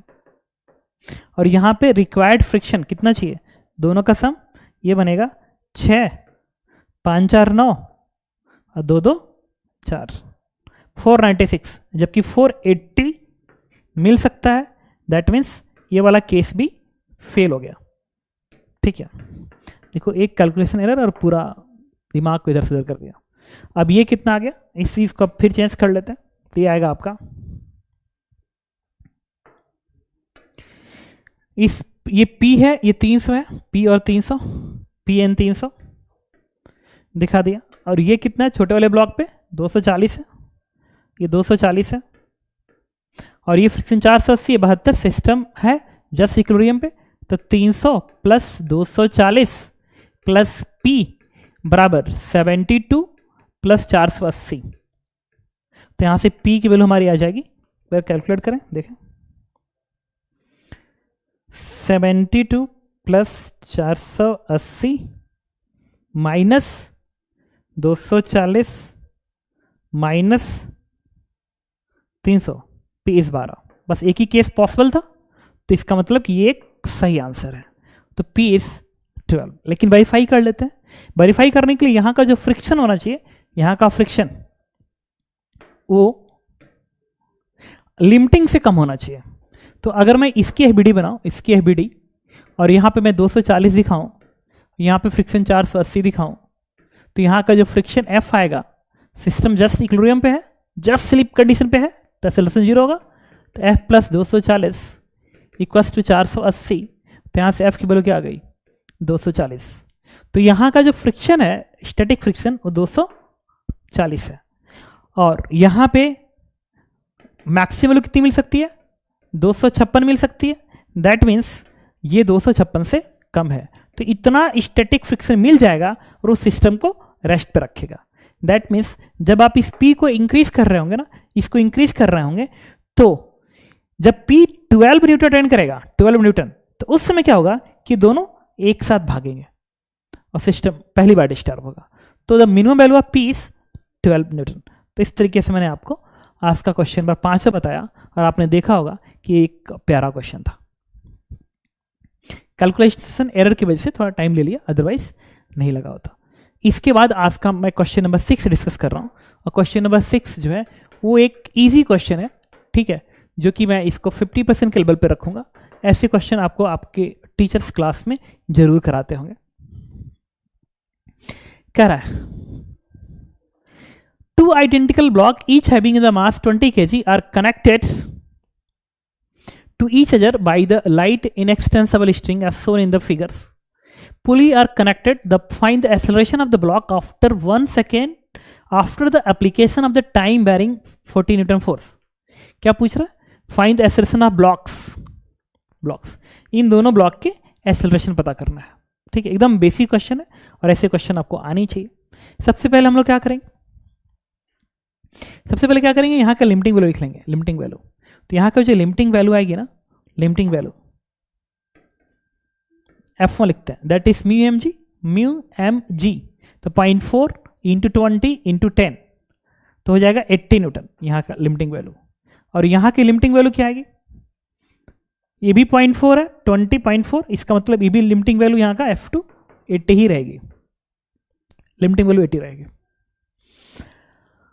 अच्छा, क्या होगा जब time after 1 second application of the force, तो 1 सेकेंड पे ये फोर्स की वैल्यू कितनी हो जाएगी, it becomes 40 newton. Find the acceleration of the block after 1 second after the application of time varying force 40 t। क्या बात है,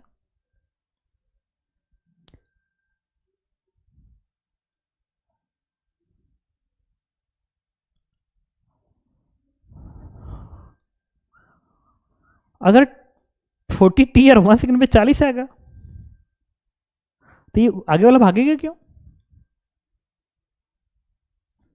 तो क्या मैंने फ्रिक्शन गलत लिखी है क्या? सही तो है यार, एक बार मैं चेक करूं।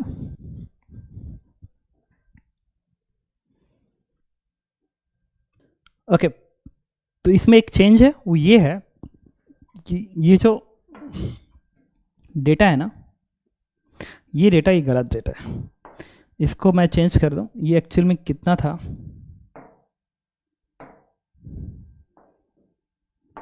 बताता हूं।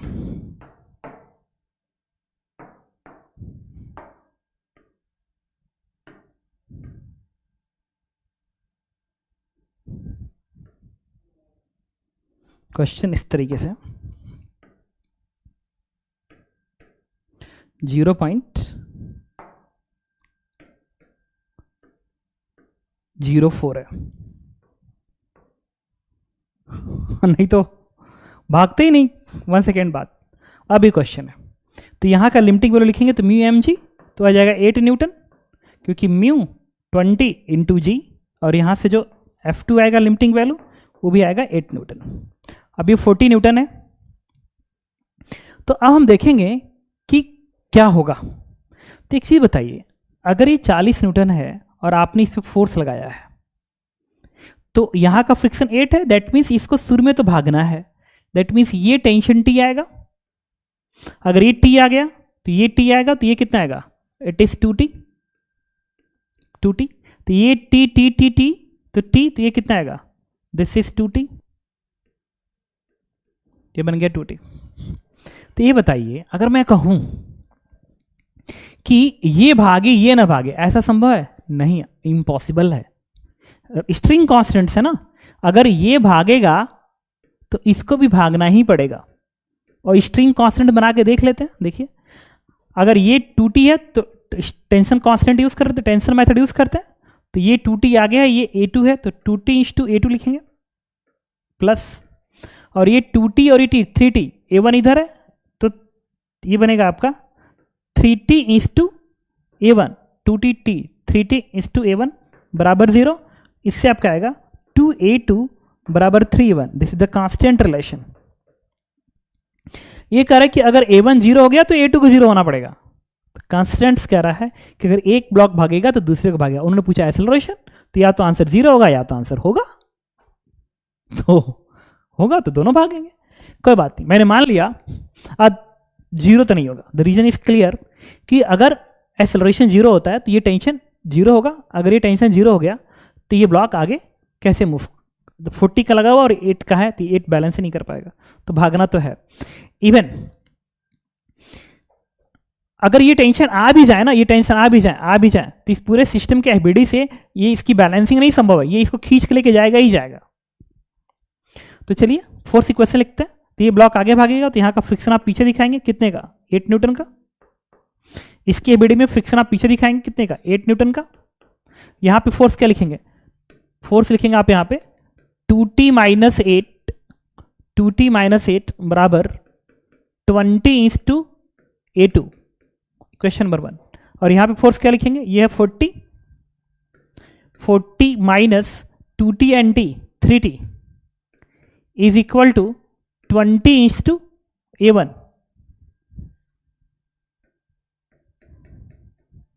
40 माइनस 3T 20 इंटू A1। और अगला क्या लिखेंगे, A1 A2 का रिलेशन, ये इक्वेशन यूज करेंगे। इसको थर्ड लिख लेते हैं, इसको सेकंड लिख लेते हैं। अब आपको A1 A2 निकालना है तो T को एलिमिनेट करते हैं। सबसे पहले T को एलिमिनेट करेंगे। तो मैं आपको बता देता हूँ इसका आंसर क्या है। एक्चुअल में दो इक्वेशन दो अननोन है ना, तो इसको सॉल्व करने का मेरा मन बिल्कुल नहीं है। तो सॉल्व करने के बाद A2 आता है 6/13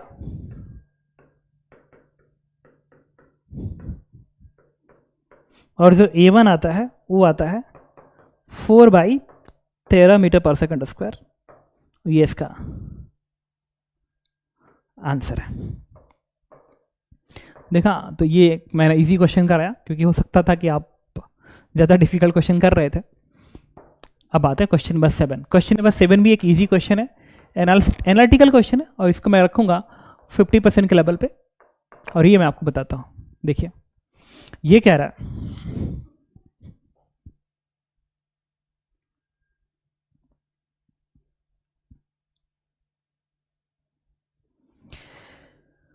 हाँ, कह रहा है in figure shown all the surfaces are frictionless, all the block ABC are movable, x axis is horizontal and y axis vertically as shown, just after the system is released from the position as shown। पूरा system rest पे है, all surface frictionless. यहाँ भी frictionless है, ये भी frictionless है, ये भी फ्रिक्शनलेस, सारा फ्रिक्शनलेस है, ABC है। Acceleration of A relative to the ground is in negative y direction. तो अगर आपको जानना ग्राउंड फ्रेम में पूछ रहा है तो एफबीडी ग्राउंड फ्रेम में बनाई जाएगी। जो भी एनालिसिस जिस फ्रेम से कह रहा है उस फ्रेम से बनाओ। आपको बात एकदम क्लियर समझ में जाएगी। तो अगर ए का एक्सेलरेशन करा ग्राउंड फ्रेम में कितना है, तो ए की एबीडी ग्राउंड फ्रेम में बनाते हैं। तो चलिए ए की एबीडी मैं ग्राउंड फ्रेम में बना रहा हूं। तो ए की एबीडी अगर ग्राउंड फ्रेम में बनाऊं, ए की एबीडी, तो नॉर्मल रिएक्शन ऊपर आएगा और ए की एमजी नीचे की ओर काम करेगा। ये ए की एबीडी है, देखिए। तो ए की एबीडी में एन ऐसे एमजी नीचे, और तो कोई फोर्स होगा नहीं ए की एबीडी में, ग्राउंड फ्रेम से बन रहा। ग्राउंड फ्रेम से सिर्फ रियल फोर्सेस दिखाई जाती हैं, तो एन ऊपर एमजी नीचे, रियल फोर्स में दिखा रहा हूं। दैट मीन्स इसके पास जो एक्सेलरेशन है वो एक्स डायरेक्शन में तो बिल्कुल नहीं हो सकता, एक्स में तो बिल्कुल नहीं हो सकता। तो एक्स का एक्सेलरेशन इज ऑलवेज जीरो। इसका मतलब इसके पास अगर एक्सेलरेशन होगा तो किधर होगा, सिर्फ वाई में, और वाई में किधर होगा, नीचे। The reason is clear. वो इस वजह से ऐसा है क्योंकि जब ये इधर भागेगा तो ये इधर आएगा, तो ये ब्लॉक नीचे को ऐसे आएगा। ग्राउंड फ्रेम में कैसा मोशन जानते हो, ग्राउंड फ्रेम ऐसे होगा, ये इधर जाएगा, ये छोटा सा इंक्लाइन इधर भागेगा और ये वर्टिकली डाउनवर्ड आएगा, ऐसे मोशन होगा वर्टिकली डाउनवर्ड। क्योंकि एबीडी कह रही है कि यही होना है, तो फिर वही होगा जो एबीडी कहेगी, हम वही आंसर करेंगे। तो वाई में इसका एक्सेलरेशन वर्टिकली डाउनवर्ड होगा, ऐसा। ए पे कमेंट कर दिया। The acceleration of A relative to the ground is negative y direction? Yes, of course. X इधर, y इधर, negative y direction. A part इसका correct है। B part, acceleration of A relative to B in position of positive acceleration, किसके respect में, A का B के respect में, A का B के रिस्पेक्ट में। तो B के रिस्पेक्ट में कह रहा है। ओके, तो B के रिस्पेक्ट में हमें बात को समझनी पड़ेगी। हाँ, चलो बी के वीडियो बनाते हैं। तो अगर मैं बी के वीडियो बनाऊं, हालांकि मुश्किल काम नहीं है, बड़ा वो भी इजीली समझ में आ रहा है कि कैसे बनेगा। ये बी है, तो बी में ये वाला एन अगर ऊपर दिखाएंगे तो आप ये वाला एन नीचे दिखाएंगे, ये वाला N1 आप ऐसे दिखाएंगे, और इसका वेट mg भी आप डाउनवर्ड दिखाएंगे, बी का डाउनवर्ड दिखाएंगे। और कोई इसके एबीडी में होगा, ग्राउंड फ्रेम में नहीं। इस इंक्लाइन से एन ऐसे आएगा, ऊपर वाले ब्लॉक से एन ऐसे, इसका वेट mg नीचे, यही होगी एबीडी में, बाकी कुछ नहीं होगा। तो मुझे बताइए, ये फोर्स इक्वेशन ये बताने की कोशिश कर रहा है कि इस ब्लॉक के पास एक एक्सेलरेशन इधर होगा और एक एक्सेलरेशन, चूंकि ब्लॉक और नीचे को भी आएगा क्योंकि नीचे वाला इंक्लाइन इधर भागेगा तो ऊपर से नीचे को आएगा, तो ये वाला ब्लॉक इधर भी भागेगा इधर भी भागेगा। मतलब इस ब्लॉक के पास जो एक्सेलरेशन है वो इधर होगा ax और इधर होगा ay।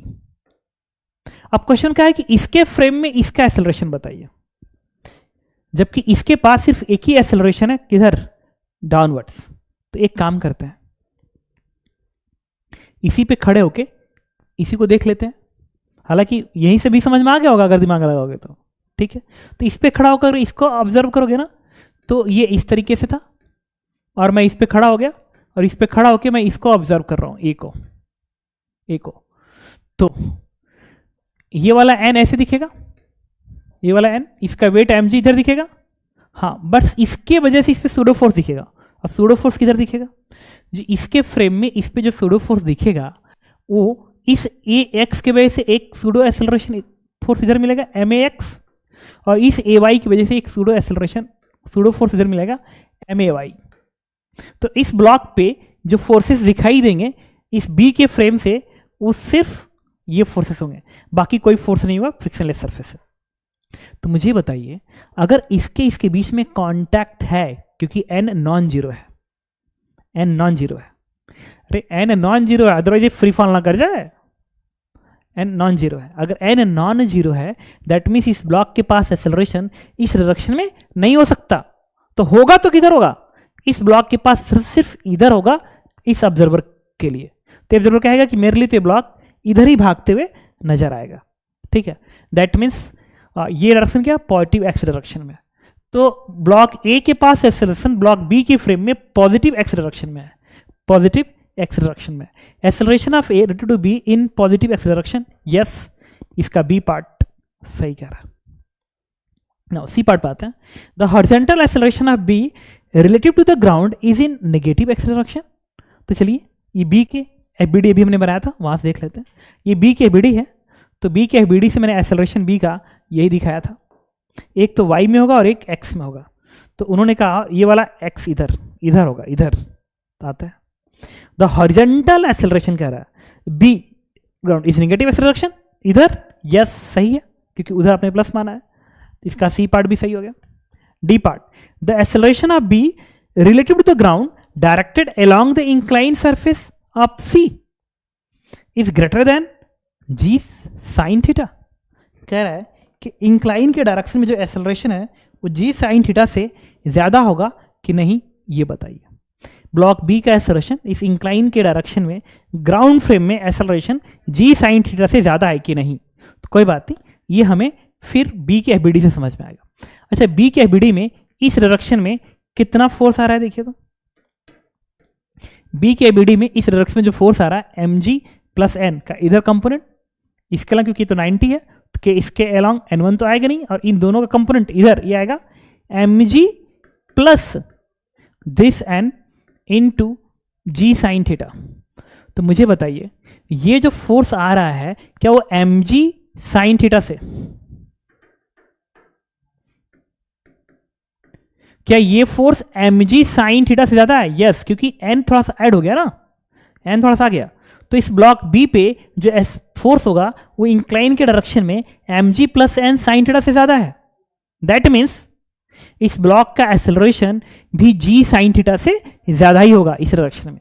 अगर ये एन नहीं होता ना, एन जीरो होता, ये वाला एन जीरो होता, तो फिर बी का एक्सेलरेशन इस डायरेक्शन में कितना होता, जी साइन थीटा। लेकिन एन के आने की वजह से थोड़ा सा इधर और तेज धक्का लग रहा है, जब इधर और तेज धक्का लग रहा है तो थोड़ा सा ये और तेज भागेगा, दैट मीन्स उसका एक्सेलरेशन जी साइन थीटा से ज्यादा हो जाएगा। तो इस तरीके से मैंने आपको इसका डी पार्ट बताया, दिस इज डी पार्ट्स। तो डी पार्ट भी इसका एक करेक्ट ऑप्शन है। इसके बाद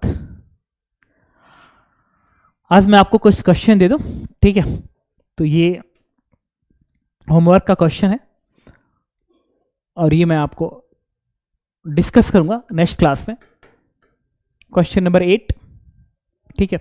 और 8 क्वेश्चन को मैं रखूंगा, ये भी 60% के ही लेवल पे है।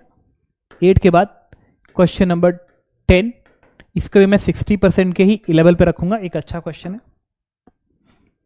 ये डायग्राम इसी क्वेश्चन का पार्ट है। इसके बाद ये क्वेश्चन है आज का, क्वेश्चन नंबर 10 के बाद क्वेश्चन नंबर 11, और इसकी जो लेवलिंग है ये है, ये भी एक अच्छा ही क्वेश्चन है 70% के लेवल पे। या मैं आपको बताता हूं एक्चुअल में क्या है, ठीक है।